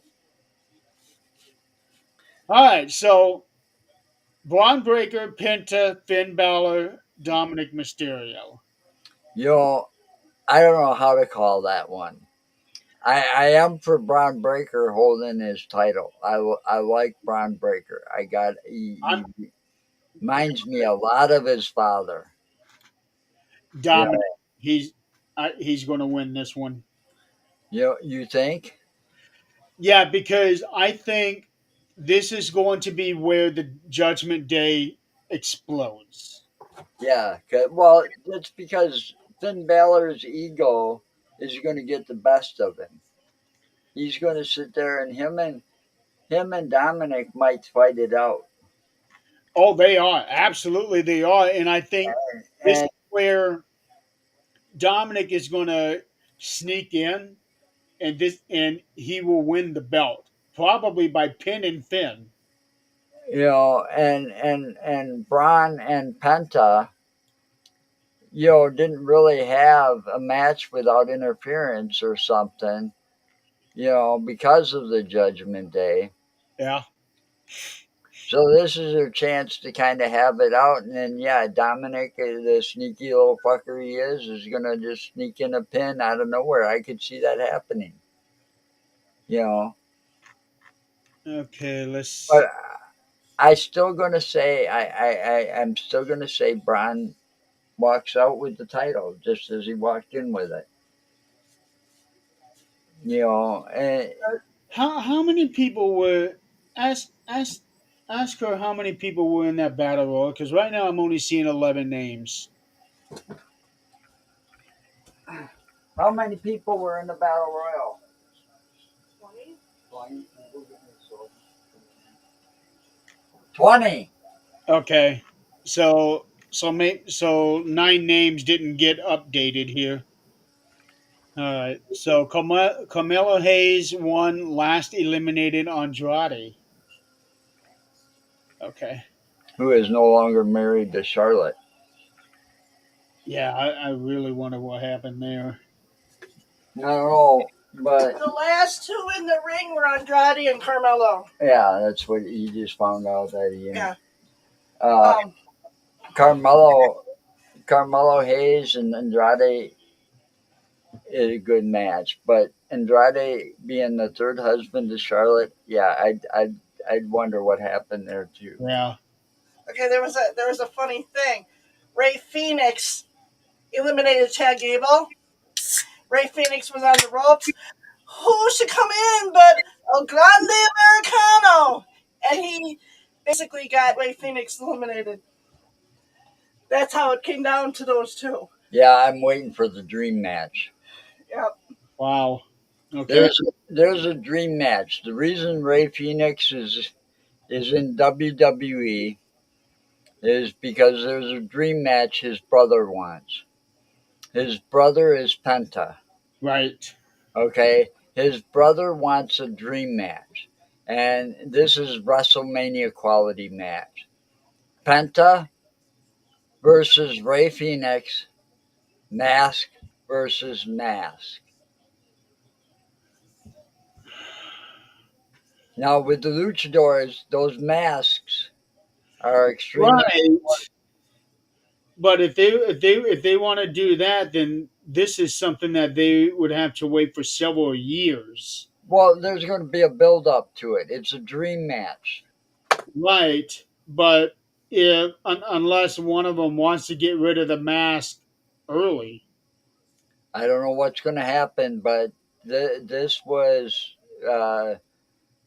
something I read in about an interview with Penta, and they asked him what he thought about his brother coming from wherever he came from to the WWE. they were both in AEW. Yeah, so he was looking forward to it. He's looking forward to it. So and if you notice, one's on SmackDown, the other one's on Raw. Right. Um, what what I'm really liking right now, a new addition to SmackDown is whoever that guy is they have doing the ring announcing. Oh yeah. Um, he needs to be the one doing the announcement at WrestleMania.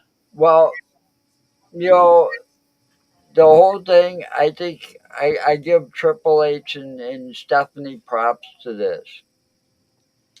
They are taking risks and good ones when it comes to WrestleMania and the different shows. Well, You know, kind of, technically, officially, Stephanie is not in an executive role right now. well, it doesn't matter. I give them props. They're a couple. Stephanie's gonna have influence over Triple H, and Yes, but I do agree with that. the whole thing about this is the Vince McMahon era did a lot of repeating and rehashing old shit. It did. Okay, and I can see where Triple H is trying to go with this. And it was like every year you had special guest ring announcers and stuff. It's time to get your own. I mean, they got the money. You used to have what's his name? Are you ready to rumble? That famous guy. He used to do the pay per views for. Here we go. Now we got a full list But I of missed that one. She was really good, but she left. Samantha. Yeah, Samantha Irving. She left because Ricochet left. She left when her contract was up. No, she left because she did not want to be a ring announcer anymore. Um, Oh yeah, I thought it was maybe to travel or be closer to Ricochet because he's over in AEW. no, she wanted to be a manager or like a general Oh, manager I or could see something her like doing that. that. I could see her managing the team or Yeah. something. And also, and this is where everybody disagrees. Well, not everybody. When Cody Rhodes won the title from Roman, Yeah. and she did the announcement, and her voice broke. So She thought that that was the most unprofessional thing she had ever done, and that was when she made the decision.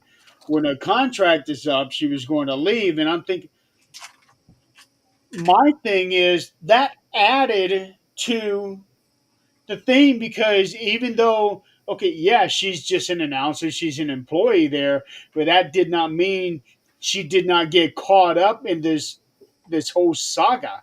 right. She's but only human. yeah. So, I but in her view, because she was a ring announcer, it was unprofessional of her to for her voice to break like that. why? That I don't. the way that she saw it. Yeah, she. I guess she's her own worst critic, Yeah. So and okay. that could be In, the in downfall of a the person. Andre the Giant Battle Royal, The Miz was in it. Kaiser was in it. Pretty Deadly was in it. I'm Well, glad to see those guys getting there, exposed. there we know why Kaiser was seen walking around Las Vegas. Let's see. Carlito was in it, so he finally had a match. About time. Carlito's nothing but a joke. He's like the modern day Doink the Clown. You're pretty accurate on that one. Okay. Otis was in it. Shinsuke was in it. Austin Theory, Grayson Waller, Akira Tozawa was in it. That's good. Okay. All right. Getting back to WrestleMania. The Sin City Street Fight. Damian Priest and Drew That's going to McIntyre. be a real slobber knocker. Yeah. I think they're going to take it out into the crowd. Yeah, they might even take it out onto the strip. You know, I mean, Oh, that'd be Damien. something. I have liked Damien since I first saw him in NXT, I have too. and I knew he was going to go places. And I always thought when he joined the Judgment Day, that was holding him back. I And I always took Judgment Day as elevate at first. At first. yeah, all right, I get that. But when him and Mommy got taken out of the Judgment Day, I wish they would have played more on the Terror Twin thing or whatever they were calling the two of them. I You think know, I think that's what they were called, the Terror Twins. and Yeah. I wish they would have done more with that because those two together are a very fearsome double, duo. You know, I like both of them, and I think they both have a lot of talent to go a long way. Hmm. So do you think Damien's going to win this one? Yeah, I think Damien. This is Damien's cup of tea, a street fight.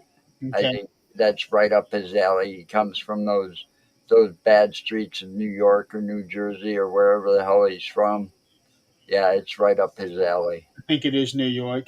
I'm actually thinking of Drew as getting revenge on Damien for cashing in on him last year. Yeah, but revenge can also make you make mistakes. Yes, and it has. Several times for Drew. It has. Yeah. Um, this one here will probably get bloody too. Maybe. Yep, it will. Yeah.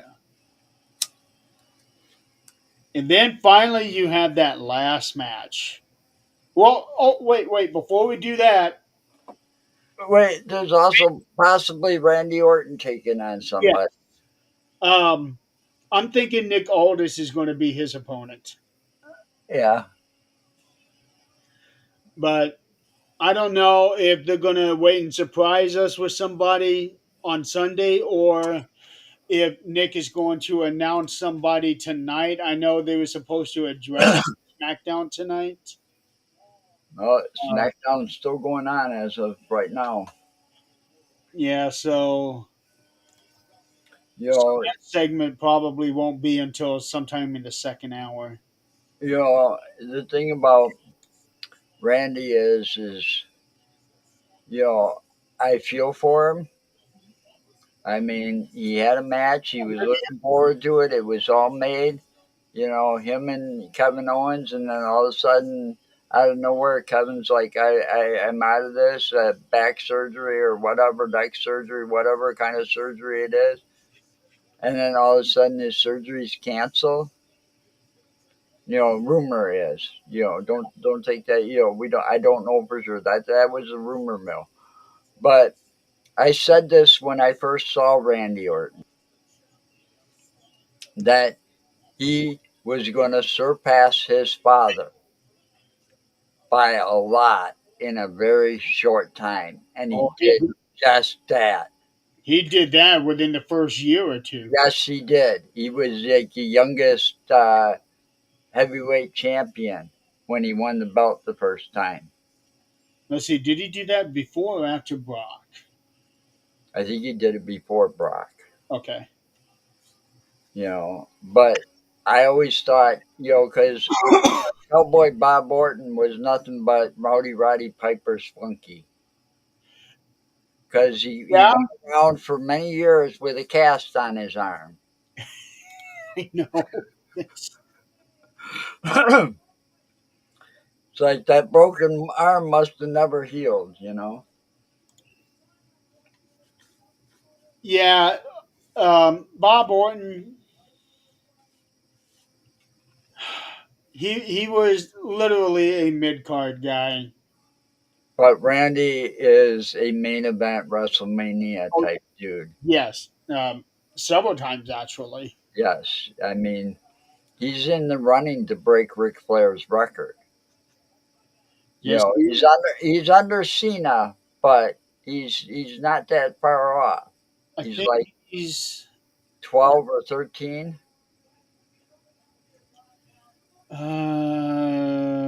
let's find out where you at, Randy. But I always knew, and then he's going to be another one. He'll be inducted into the Hall of Fame for his own record, but he's already been inducted into the Hall of Fame with that faction he was part of with Ric Flair and Triple H. No, no, they were not. They weren't inducted yet. No, Eh, my opinion, Evolution, evolution. that's what it was. Yeah, my opinion, evolution didn't doesn't get doesn't deserve a Hall of Fame. That's just my Okay, opinion. so that was my mistake. Yeah, they did not have the kind of impact like the Horsemen did in the Shield. From Or my DX, because I know DX was inducted. yes, Randy Orton is at Because 14 times world champion. because tonight Triple H gets his second Hall of Fame ring for Yeah. his own self being Triple I H. still can't believe they're waiting as late as they are to do that too. That sucks. I know it's on at 11 p.m. here. Right. And that's just the countdown show. Oh, for the Hall of Fame. The Hall of Fame will start at midnight for you. Start, Fuck yeah. They're just well, not the countdown, but the pre-show. yeah. For me, I the pre-show No, started. I hate those pre-shows. There's nothing but talk. Yeah, and that really sucked because I wanted to watch the Hall of Fame, and now I got to wait until tomorrow. Well, I may wait. No, I need to watch it tomorrow. They, Randy Orton is at 14 times world champion. that thing is they used to do the kickoff shows. They used to at least have a match or two in them. Remember that? Yeah. The kickoff shows had a match or two. Sometimes it was even a title match. You know, not anymore. It's all talk. So there are several different things for Randy. Randy versus Nick Aldis. Randy teaming with Nick Aldis versus Solo Sequoia and Tamatonga. Surprise opponent being Rusev, um, Malachi Black, or Alistair Black, because he's Or, coming back. or maybe one of the Wyatt Six. Mm, I I'm don't just know. Granted, Randy does have history with, with Alexa. yeah. Well, not just Alexa, but also Eric. No, he wasn't with. Eric wasn't with them when Randy joined. I think he was out. I don't Well, know. I don't know. I'm just, and then there's a possibility Kevin Owens could show up making his old medical thing a bunch of BS. So it throws can't, Randy off guard. Think about can't it. see them going down that route. I can. I mean, it's a classic move. You think the guy's injured, he's out for an injury. You go to WrestleMania trying to prepare for a surprise opponent, and here you got to be prepared for the guy you were originally taking on, and you should have prepared more. I mean, I could see it. It would throw Randy way off kilter. And that would bring in a lot of heat for Kevin. Yep, I don't know. I'm just saying it's a possibility. I Yeah. mean, we've got you can't think like Vince anymore. Vince isn't in charge, but some of those old tricks when they get to put the right twist on them, they tend to work. Well, let's see how it goes on Sunday. And Because Triple H is Sunday's smart. the only time they can do it because they have 7 matches tomorrow and 6 matches on Sunday. Yeah. So the only way they could do it is Sunday. Yeah. And Sunday night closing out the entire thing, Cody Rhodes versus John Cena. I hate to say that, but I think they're going to let, because records are meant to be broken. And considering this is his farewell tour, and now that he's got The Rock in his corner, sold out, I think they're going to drop. Cody's going to end up dropping the belt to John Cena. That's what I'm thinking too. You know, and it's sad because Cody had a really good run, Um, but Cody's kind of said a few things to hint that he needs surgery too. And that happens. that Cody needs surgery. Yeah, he's kind of hinted at that. Where it's nothing that all those wrestlers deal with certain things. I mean, look at Seth Rollins. He should be out taking time off and getting surgery on his back. We Right. all know he's got a bad back, and not to mention how many surgeries do you have on that knee? You know, um, Yeah, because last year his back and his knee were out at the same time. and then speaking of Cody, look at the time where he was so bruised that he wrestled in a cage. Oh, that was when his pec tore off. Yeah, think about that. He wrestled injured. They've done it, and he's continuing Yeah. to do it. You know, but because this is John Cena's last run, and you know, I think they're just going to allow it to be dropped to John Cena, and then I'm liking heel Cena. I'm liking it. I don't think that if he takes off with the title, one, it ain't going to ruin wrestling forever, like he says. Okay. Two, it would give them a reason to redesign and get rid of that kind of blah looking title. Yeah. Why do they keep insisting on keeping with that design? I've seen the TNA titles, the new, those other titles. I've seen those. Those are a lot nicer looking belts. Yeah.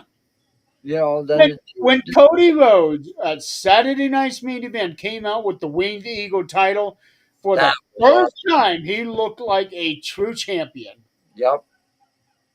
And see, and the whole thing about that is you've got what, there's two, at least the two men's heavyweight title and one of the women's title are kind of blah looking. They need to be redesigned, and this would be a reason. you know and they're going to drop it to John Cena, and then bring back the spinner, because it's been talked about a lot. The spinning title. I'm I was thinking, not come a on, fan. come on, I come was up not with a fan of something the new. spinning. I wasn't either. You know, I mean, come up with something that looks more like maybe Cody's tattoo. You know, but not really. That'd be I'm something. only partial to that because it kind of looks like my logo and my hat. I know that. Well, So, even I said that to you. you know, Um, yeah, we well, can. actually, doing that for Cody would be like what they did with Steve Austin when he had the The smoking skull ball. belt Yeah, or the Brahma bull belt with the Rock. for the world title or for the People's Championship. No, that was the world's title. They changed it to the Brahma Bull title. It kind of had that bull tattoo on it, like the Smoking Skull title did. Okay, I'll have to look that up. I don't remember that one. The only reason I know this stuff is because I play a lot of the games, the WWE 2K25, and those games, and they've got all the old titles as regular downloads. So you get to see like this. Yeah, I mean, it's like every game 24, 25, 23. They all have the $1 million belt in there.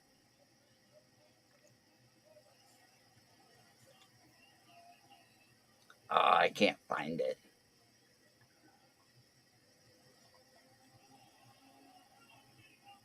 Hmm. I'm on the wrong browser. Oh well. Uh, I think John Cena is going to end up winning, and I also think something big is going to happen during that match. Um, Well, there's a there couple people upset. Ric Flair came in and said, tweeted or whatever he did. He said there's no way in hell he's going to let John Cena surpass his title reign. Charlotte's been a little upset about that as well. If anybody's going to surpass my dad's title reign, it's going to be me. And she ain't that far off either, as a woman goes, of holding titles. Yeah, no, let's see. She is. No, she's like right there.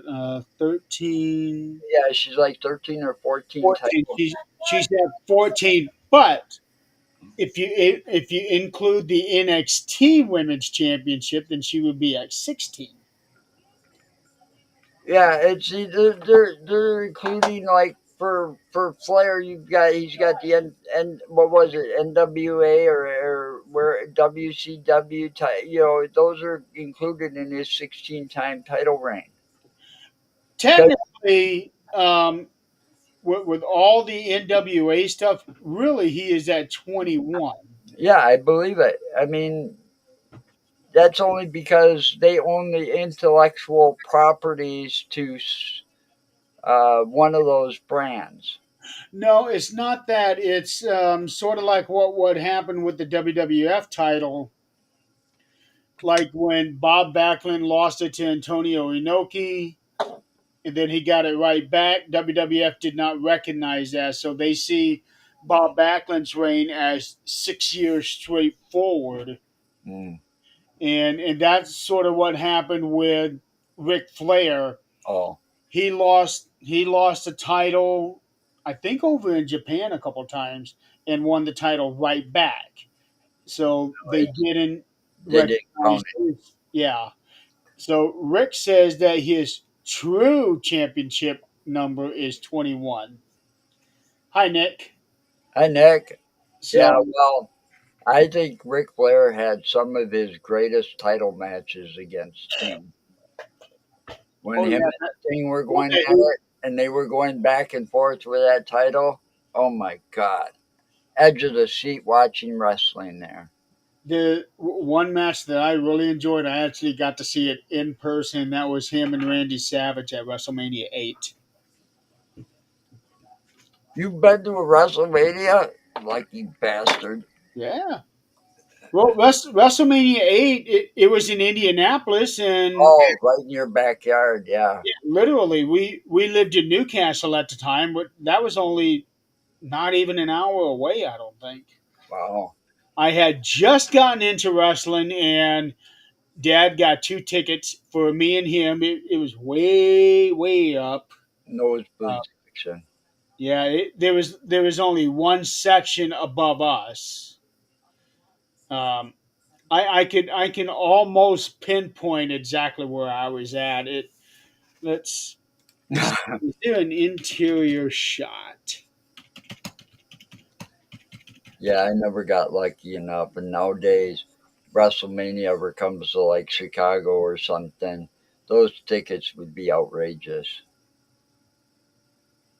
Even up in the nosebleed section, you can guarantee that. Yeah, that's where we were at. Let's see. Okay, let's.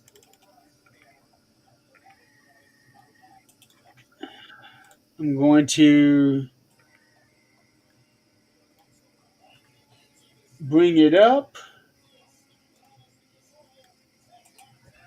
So this is Wow. this is WrestleMania 8, Wow. and we were like right up here. Yeah, nosebleed section. Yeah, Yeah, but we that brought still was binoculars with incredible. us. Yeah, we brought binoculars with us because the wrestlers were just real tiny. And then when somebody would slam someone on the mat, it was about 10 seconds later that we heard that slam. Wow. Yeah. But damn, I really enjoyed being there. That was my first ever wrestling event to attend, and it was WrestleMania. What a way to start out watching wrestling for the It first time. it really was. But see, I was watching live, I was going to live events before they even had WrestleMania. Well, I didn't start watching wrestling until right before the Royal Rumble that year. Wow. So 3 months later, I attended my first event, and wouldn't you know, it was WrestleMania. Yeah, And we had to have been right next to a speaker somewhere because, like, when the Undertaker came out, every time that gong went off, you could feel it through the entire body. I bet. So, but yeah, I think something big is going to happen in this match. Uh, they've been kind of doing this now the last couple of years. The main event, a lot of people are interfering, so I think something's going to happen. They're saying that The Rock is in Vegas, that he's Oh expected yeah, he's to be there. expected to be there for John Cena. Yeah, You've got Travis Scott is also supposed to yeah, be there. that's the one that got speared by Braun Breaker and had a neck No, brace the next day. no, that was show speed. Oh, that's what it was. Either way, Travis Scott is the one who smacked Cody and busted his eardrum. oh, Yeah, oh yeah, he was the one. Yeah, yeah. I honestly, they don't need Travis Scott, but I guess they have him for the social media following. well, yeah, that's what they got these morons and so. Like I said earlier, some But the of guy was smoking a joint on live TV. I can't say nothing against that. Well, I in mean, private, I get it, but he was doing it on national television so Snoop Dogg's done it on national television. on I've in WWE. Yeah, He did? I don't I remember. well, I've seen him having a, it doesn't matter. It's still one of those things that in a lot of places that the WWE travel, like Vegas, for example, it might be legal. Oh, I wouldn't be surprised at all. So if it was legal there, they weren't doing nothing wrong. But for a guy that's there for the social media boost to do what he did to Cody was totally wrong. I Yeah. mean, you got these guys that are not experienced and you're putting them into situations that you shouldn't be putting them in. I mean, he wasn't supposed to hit Cody. He was supposed to make it look like he hit Cody, but not actually hit him and hit him as hard as he did. Oh man, yeah. Cody was quite pissed off after that. I saw an interview, and yeah, they're all right. Everybody that said it after that happened, that people like that should not be allowed to partake with the wrestlers. You're putting the wrestlers and the social media dude in harm's way. And look at what happened to Show Speed. Well, he deserved that too, but he got the full force because Braun Breaker can go from 0 to 60 like that. I know. I'd never seen anybody like that before. He is a lot like the Steiner brothers. Everything he does makes me remember. I mean, The Steiner brothers never moved that quick. no, but he is a lot more explosive. But I mean, Yeah. Scott You, Steiner and Rick you Steiner know who I would say that used moved used about as that, fast as Braun Breaker did? Earthquake. but He Earthquake moved. was He much was bigger fast. too. Yeah, he was a big boy, but damn, he moved. He was moving faster than a man his size should have been allowed to.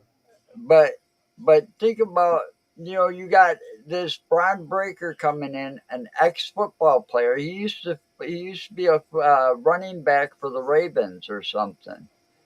And think about that. That move for him is like second nature. Yeah. Uh, And yeah, yeah, Baltimore Ravens. I want to see him embrace the Steiner family more and do more of the thing to his dad, the dog thing, woof, woof, woof. Uh, you know, he I needs to thought get he already does that. yeah, but he needs to get more comfortable with doing it. Oh, okay. I see what you mean. You Yes. know, and he needs to embrace the Steiner family, more because he's doing it, but he's taking time because now that his secret's out, he wanted to make a name for himself on his own. Which is respectable, but Right, but when now that his secret's out, he's got to get more comfortable with yeah, embracing it and letting go with, I've already made a name for myself on my own. You but know, when you look at Bond Breaker, it's undeniable that he's a Steiner. well, yeah, he looks a lot like his dad, Yeah. and he was wearing that jacket, that leather coat that I don't even know it could actually be the genuine deal. But his dad, Rick Steiner, wore a similar leather coat. It could be, and also look at what he wears. It wears the exact same thing of what his dad and uncle did too. Yeah. Well, there's another one of them. Scott Steiner's son has got a WWE contract signed. I Uh, heard it. Yeah. Last I heard, he was at the Performance Center and going to be moving to NXT soon. So this will be interesting. And have him come up to the main roster. I Oh, wanted to try to put them together as a team. I would love to see that. You go I from the haven't Steiner seen brothers to the Steiner cousins. I haven't seen Rick Steiner's son yet, but I'm anxious to see. You Scott know, Steiner's. yeah, Scott Steiner's son. Yeah, Yeah, Rick Steiner's son is already there. Braun Breaker. You know, but yeah, I could see that. And as long as they, you know, the whole thing with Scott and Rick, I think Rick kind of blew it when he went off on the steroids too much. You know, and he got. Rick. No, that Scott. Yeah, that's why I said Scott when he got into the steroids too much, I and he thought you became said Rick. no, and he became Big Papa Pump. That whole thing was downhill for him. Those some half the muscles that he had should never have been able to exist. How he had that little bitty bicep on top of his regular bicep. I That don't, was just weird. you know, You but he want to talk about the Hall of Fame? oh, that's a disgrace. You You think know, so? well, the whole thing is I don't know who's in charge of the Hall of Fame. I'm hoping that it's like a committee and stuff like that. But I think they screwed up on one thing. What's that? Lex Luger,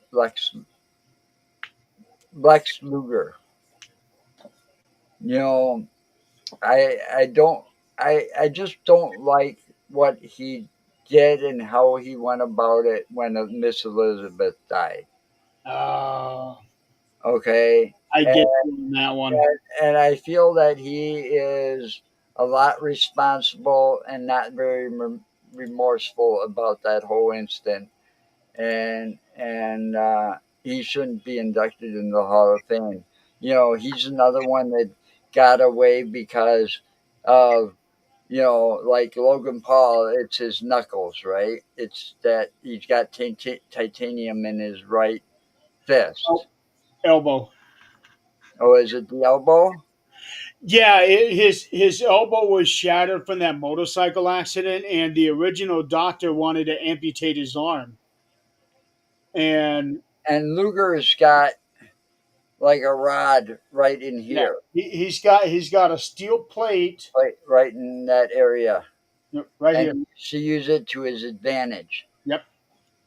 So I think he should be like Chris Benoit and kind of disgraced from the whole wrestling community. Oh wow. You know, I mean that's just the way I personally feel about that. I'm sure that there's probably quite a few people that feel that. Every interview that I've seen of Lex over the years, he's been very remorseful about Elizabeth and said that he has accepted the responsibility that But he, it's a little bit too late for yeah, that. well, He could have put a stop to it a lot sooner. Um, but and then the other thing is, all the begging in the world isn't going to get him what he wants either. He wanted Sting to induct him into the Hall of Fame. from what I read, Nick Khan never even called to see if they could get Sting. Um, Personally, I think that's wrong, but it's whatever they want to do. You know, and I could see why that was because they were both WCW guys. But no, because Sting's still under contract with AEW. Yeah, that too. But I mean, no, I mean why Lex Luger wanted him to induct him. They Oh, were, they were lifelong best friends. yeah, I just have a thing about him. All because of over that Miss Elizabeth thing. I watched a lot of documentaries and a lot of things over that, and seen a lot of interviews with him, and I just can't forgive him for it all. Yeah. You know, You know but that Triple was H, a huge loss when we lost Elizabeth like yes, that. it was, Yeah, and I think part of that's part of also what eventually I got a feeling that when Randy came to his demise, it was one of those things that he was just never got over her loss either. You know, I mean, because she was really never the same after she passed away. She Elizabeth was practically like the perfect woman. Yep, Uh, yep. But she was the first true first lady of wrestling. yep, yep, she was. Yeah. But you got Triple H being inducted, which people are creating a controversy because he's a CEO or COO or whatever, chief operating So, officer. yeah, And I say to you people, he does not have a choice of who or a say of who is inducted in the Hall of Fame. I believe it's all a committee. it was The Nick Khan special who made that committee. decision. Um, They had to force it upon him. yeah, he did. It was Nick Khan who decided they need to put him in there, and he enlisted Sean and Taker to help drive that. Yeah. Because Triple H, in an interview that he just did with Sam Roberts, no, not Sam Roberts, Pete Rosenberg, that he had his own ideas of who should go into the Hall of Fame this year.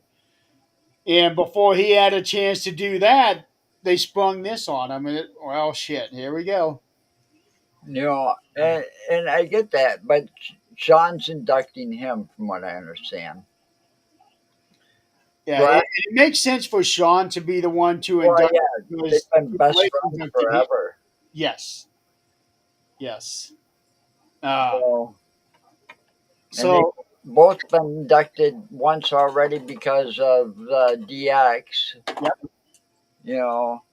And I think Hunter, did Sean get inducted too already? Maybe I don't know, but if it was, I'm sure Hunter was the one that inducted him. yes, Hunter did induct Sean. It was the year after Sean lost a retirement match to Taker. Yeah, And also, Michelle McCool is going into the Hall of Fame. being And inducted by none other than her husband. yeah, I'm actually kind of surprised by that. I thought they would have tried to get Layla to induct her because of that whole thing that they had going on. Yeah, but you know, I think it's kind of a unique situation for Taker, and I think he probably or she probably requested it because of who he is, and Yeah.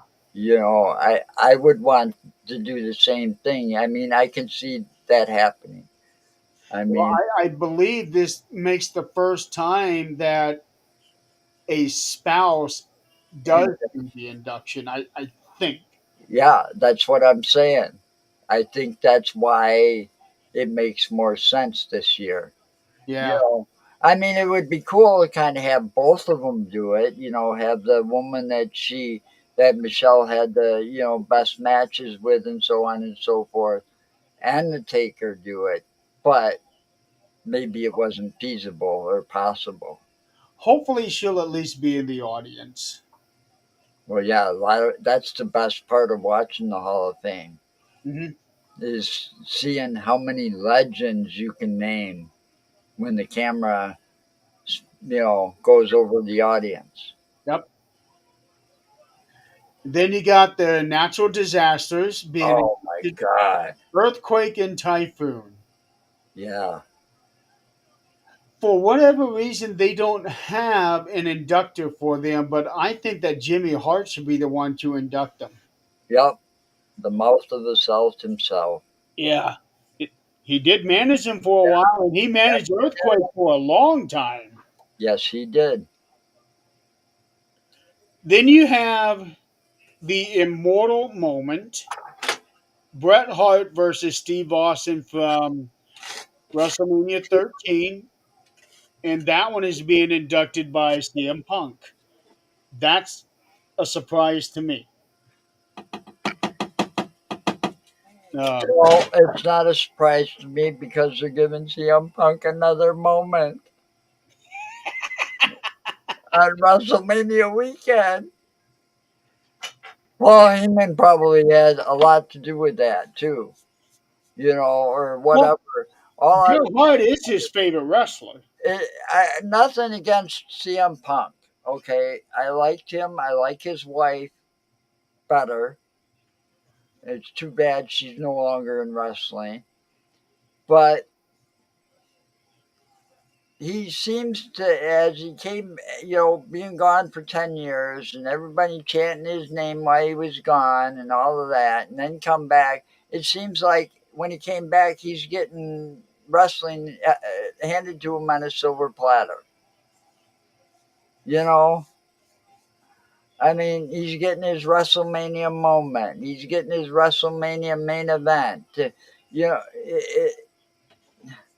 I hate to say it, but he's acting like a spoiled brat in a way.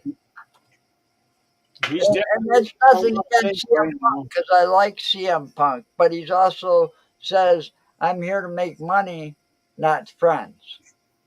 And that's the other reason Seth Rollins and him have a big feud. But, but here's the thing: they're all there to make money. Yeah, but see, now Seth Rollins basically said it himself, and I urge you to watch that video. He basically said you can do both. You can come here and make friends and money. He says it's not a cutthroat business like it used to be back in the day. You know, he explained it probably better than I could, but I got a lot more respect for that man after watching that interview. I'll have to catch it. I'll end up having to wait until after WrestleMania to get it because this weekend is so packed with everything else. I'm not going to have time to watch it. Yeah, he even introduced he even kind of uh, even said what his real name was, something Lopez. I forgot now, but you know, Colby, Colby, yeah. So it was a whole different side of Seth Rollins. huh, It was very interesting, and what he had to say about Becky, oh, that was the funniest part of the whole interview, making fun of her accent. oh, wow. And it's like, no, you got the accent, because she's from Ireland. So we Americans have the accent. She's not wrong. Well, like, because she says garage funny. What was the other? Aluminum. She calls it allium. She pronounces every syllable so she says aluminum different, but he makes fun of her accent a little bit. But he said most of the time when we're sitting, unless she says a funny word, he's like, I don't even realize she's got an accent. You know, Well, they had been together for yeah. It sounds like the relationship is really, really good. yeah. It reminded me a lot of me and my wife. We were sitting here watching it, and it's like that sounds like you and me. You know, So, what do you think of the Bret Hart Steve Austin match going into the Hall of Fame? I don't know. There could have been better matches. I don't know. I don't. I think the Hall of Fame is getting out of control with the match thing, or the. I think they should just induct the individuals for what they did or what they contributed to the business. Well, I personally think that match was the true kickoff of the Attitude Era. Well, yeah, it probably was. Yeah, It's been a while since I've watched wrestling. I'm sure they're going to show highlights of the match. they probably wanted to do Probably Hogan already. and Andre. Well, but Hogan after right the now reception is a that black Hogan mark. got, it wouldn't be a good idea. Stone Cold and Brett deserve it more than Hogan deserves any more recognition. Yeah, they because that match really changed I everything. mean, Stone Cold ended up with a shorter career, but it sounds like he's having a hell of a lot of fun right now on his ranch.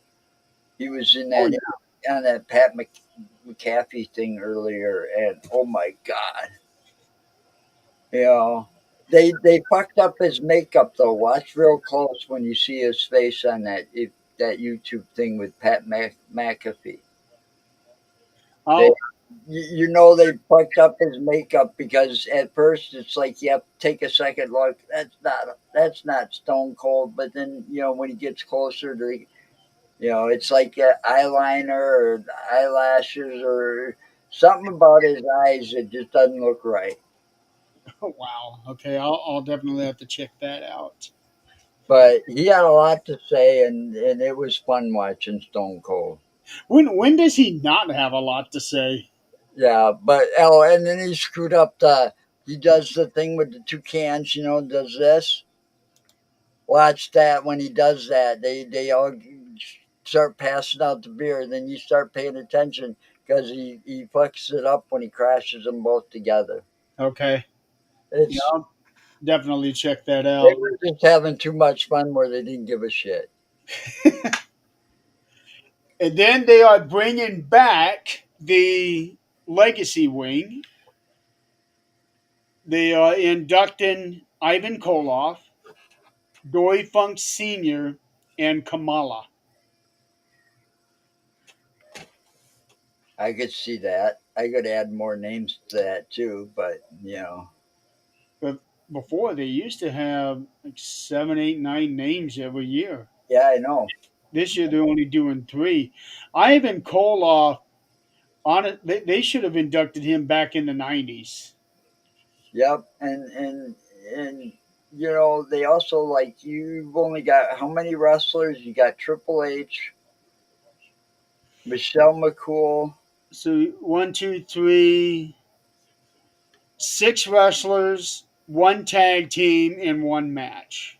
Yeah, see, so yeah, it's a lot less, and you know, I agree with everything but Luger. It's the only thing I don't agree with. You know, I mean, some of these people should have been recognized sooner. Yeah, Ivan Koloff especially because he was the one who ended Bruno Sammartino's 7 year reign. Yeah, and That alone should have put him well, back in the '90s. whether he, if he, whether I don't know for sure because I didn't look him up. I was looking up Nikita because I was saying that's who Gunther reminded me of, and I had to tell her that he wasn't really Russian, and she's like, But Ivan I Koloff looked it up. is in Canada. But let's just say, I don't know about Ivan Koloff, but if he was like Nikita Koloff, Nikita was born in Minneapolis, Minnesota, And but he Ivan was billed as is Russian, born in Montreal, Quebec, Canada. you know. And, and, He and wasn't Russian either. so, that kind of thing, when you portray somebody like that who is from a foreign country that is hostile to the U.S., okay, and we can all admit that the Soviet Union's an enemy, or Russia, whatever you want to call it. That Ivan and Nikita Koloff must have taken a lot of heat personally for that because fans are doing the hate thing on you in a way that is a little overboard because you're Russian and you shouldn't be in this country and but they don't know that because the internet didn't exist that back then you couldn't look up and find out, oh, this guy was really born in Minnesota, Yeah, he's just playing a character. You got to feel for those guys. yeah. Ivan Koloff, Nikita Koloff, and whatever. Barry Darso was he was Crusher Khrushchev, Yeah, and he also was. so those guys, you got to think those guys took a lot more heat than the normal heel because of the way things are in the world. And I am especially happy to see Kamala being inducted. Um, if I'm not mistaken, he was also. Let's see if I can do this. Kamala. He was born in Mississippi. Right, but isn't he? Uh,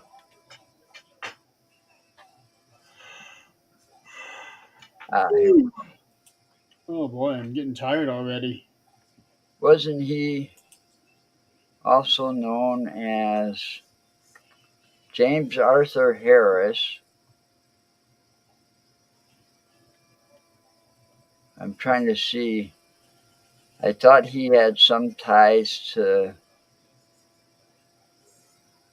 that Hanoi family. Um, Well, with the Batus and the Samoans, yeah. far as I know, no. I think it might have been somebody that was kind of like him. No, wasn't him. Kamala, No, it was his tag partner back in the day, Umanga. Uh, who? Kamala the Ugandan giant, all right, James Arthur Harris, okay, Yeah. and Umanga, aka Edward Smith Batu. Oh, I don't That's who know it anything was. about that. So yeah, the Ugandan his tag partner was a Samoan. Okay. So that's why I'm getting that confused. I knew there was a reason that the guy that's being inducted in the Hall of Fame, his name kind of clicked with me, and now I know why. It was his tag partner. Okay. My introduction to him was in '92 when he made his return to the WWF, and oh, he was so much fun to watch. Yeah, he was. It especially in his feud against the Undertaker.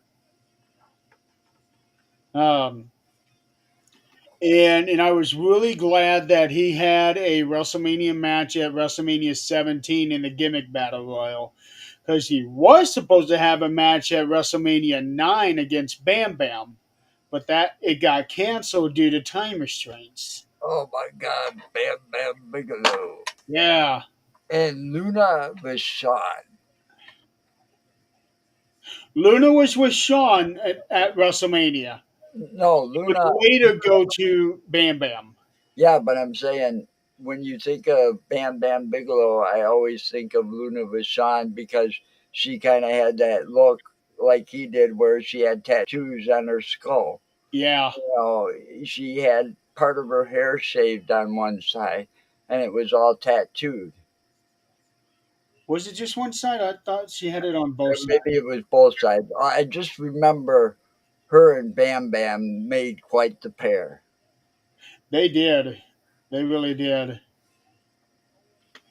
But I'm really glad that Kamala is being inducted into the Hall of Fame. It's just a shame that he just died 5 years ago. Again, another one too late. Yeah, You know, they inducted China after her death too late. a lot of people have got inducted after their death. And it's sad because they should be acknowledged while they're still alive. Right, I'm Randy Savage. sorry to kind of steal that line from Roman, but you know, you need to Yeah, acknowledge these people while they're still alive. They may not be in wrestling, but while they're still alive, kind of give them that acknowledgement and that pat on the back and all of that. Because if it wasn't for them, wrestling wouldn't be where it was today or where it True. is today. A lot of these guys and women sacrificed a lot to get this company this far. They did. Randy Savage didn't. Now there are some that didn't get inducted until after their death, but they kind of got inducted because of their death, like Eddie Guerrero, um, Kurt Hitting, Mr. Perfect, Yeah, that's because they kind of died young. right? You Yokozuna. know, I mean, Eddie Guerrero died in a hotel due to a heart attack. Yep. You know, I don't know how Perfect died, but it's still they got taken young. You Drug, know, drug overdose. but some of them, just because of some of the things they shouldn't be frowned upon either. There are some that should be. You know, I'm kind of like surprised like they Chris got inducted Benoit. Bray Wyatt this year. Yeah, well, they were supposed to. They didn't want to do it the year he passed away, right? And all of this. I thought thanks for bringing that up because I thought they were supposed to induct him this year. Yeah, I thought so too. Maybe, because maybe, Bo maybe his Dallas father asked for them to wait another year or two. because Bo Dallas asked them to because they wanted to do it last year, but Bo Dallas and the family asked him not to Right. and to wait a year. Yeah. So, So maybe they have some kind of plan. I don't know. I don't know. No. I'm hoping the Wyatt Six does come back this weekend. We'll find out. I miss watching Bray Wyatt and I miss watching Bo Dallas, and he was doing a great job carrying on his brother's legacy. Yeah, I bet I really want to see Alexa. Yeah, me too. I didn't like her Harley Quinn persona. When she first came in, she looked a lot like Harley Quinn, tried to kind of act like her. I liked her more when after Bray Wyatt got his hands on her. Yeah, I liked her a lot more after that. that was really her best work. Okay. Well, not much more to cover unless you know much of anything about NXT. I don't know much about NXT. I only watch it once in a while. Okay. Well, I'm going to be Like watching their show tomorrow. like uh like I watched it that one time that the Hardy Boys showed up recently. Oh, I never got to see. I remember reading about it. I never got to see that. You know, I mean, now that and I think this should happen more. The thing is, now that they're kind of got a deal or whatever it is with TNA, right? Mhm. WWE's got that deal with TNA.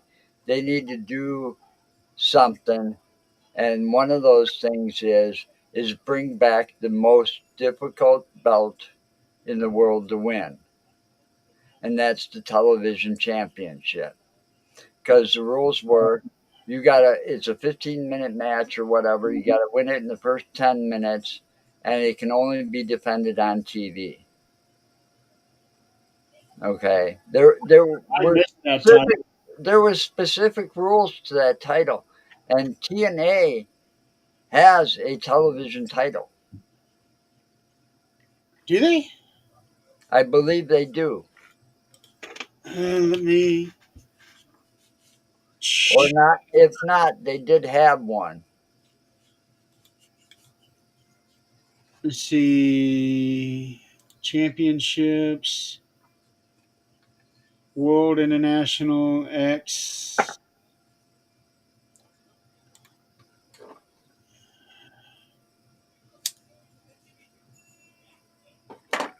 Uh, they have a. They used to have a digital media championship. Well, maybe that's what it turned into. But the thing is, they need to bring that title back. And now that they've got this partnership with TNA, why the hell are they not using it to their advantage? We could have a lot more exciting matches for the weekend than we actually have if they would start doing more with TNA. Don't we have enough exciting matches as it Well, is? yeah, but I'm just saying you can have more belts on the line. I missed the whole thing about some of those titles, especially that one. It was very difficult for anybody to win it, I remember. and I think they need to be bringing the title back, not this like 24 hours, 24/7 title. That was a joke. You know, what was the other one that was a joke that didn't last long? For like in WCW. Or WWE. But the 24/7, that was the biggest joke. I mean, you had a ring announcer or somebody that won it, and They oh, had the hardcore championship. The light heavy. They had the light heavyweight, and then they had oh, the cruiserweight. oh, that's the other one, the cruiserweight. That's another title I think they need to bring back. Man, the matches for the cruiserweight because they had to be under a certain weight, right? Uh That huh. those cruiserweight title matches were a thing to watch because you had guys like Rey Mysterio going for it because he was in that weight class, and so you had all these guys that can do all these high flying, incredible, unbelievable moves Hmm. out of nowhere. They also had the European Championship, the $1 million title. That was a joke, but it was a pretty belt. I Yeah, mean, it was. DiBiase said that the true value of that belt was like $40,000 or $50,000. well, Yeah. Um, that the diamonds in it were what he said what they were. It was like one step away from being a true diamond. oh, Let's see, former championships in the WWF. Let's see. One time they had a Canadian championship,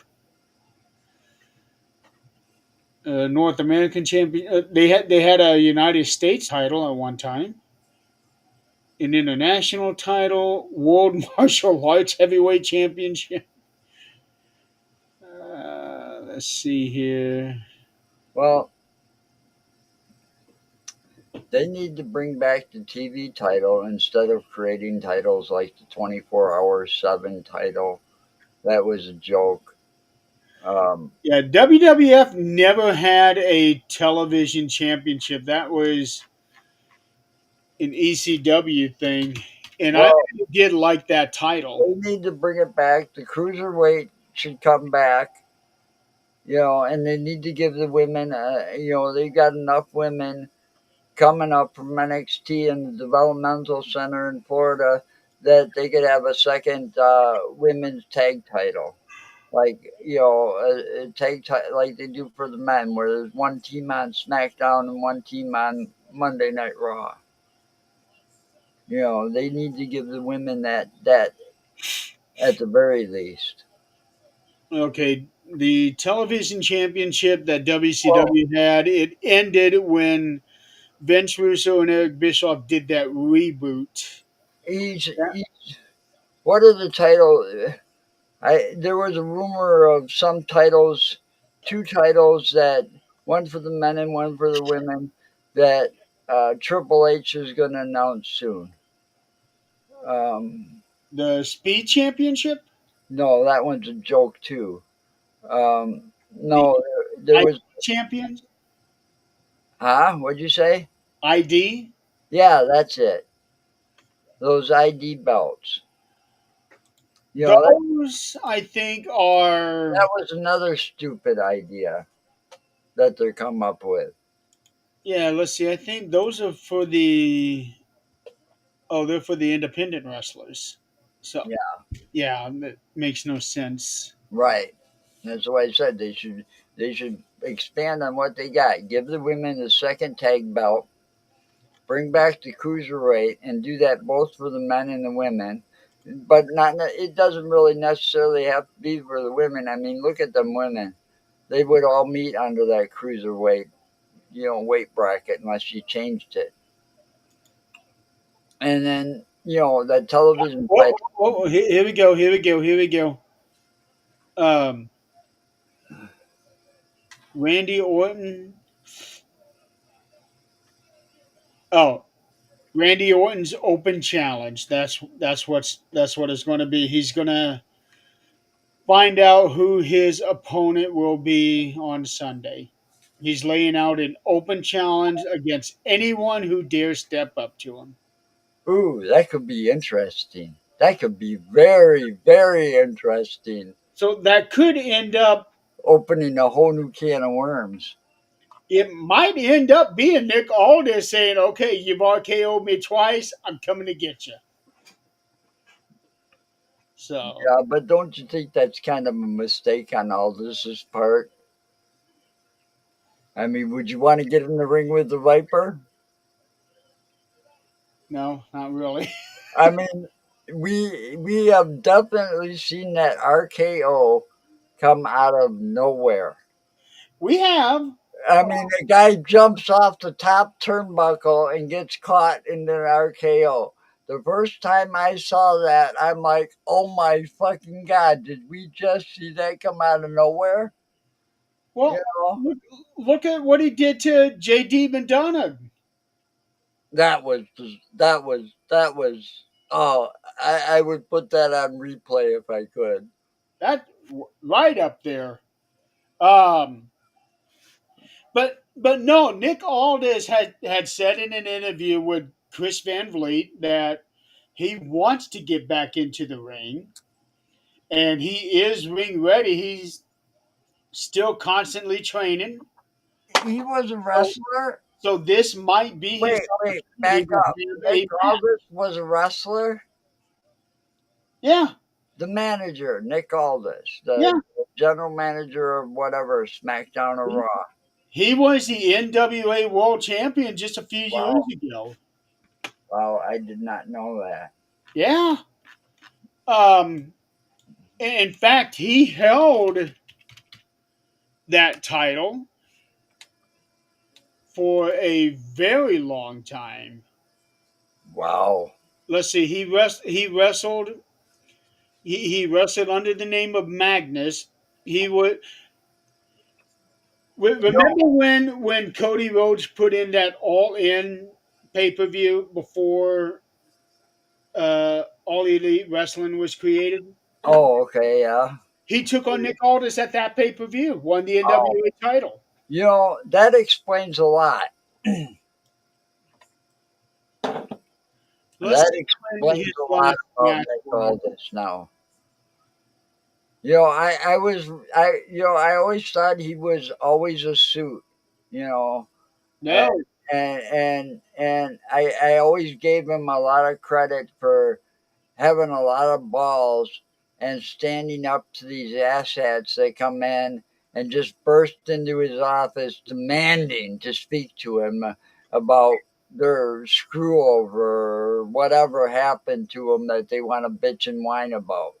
yeah, no. And I was always impressed how he stood his ground and didn't back down to nobody. I just sent you the page for him. So Okay, we have been at it for 3 hours. I'm I'm tired. Oh, I need to get up early, so I need to go to bed early tonight. yeah. All right. It was a good show. Very enjoyable show. So, Joe, thank you for being on tonight. Yeah, I love talking wrestling with you. I know you do. I I can carry on for hours. No. Oh, I could too. And I would if I hadn't planned on getting up very early in the morning. Yeah, I got things to do tomorrow, and I plan on taking a nap so that I can be up to watch the Hall of Fame. You know, Yeah, that's.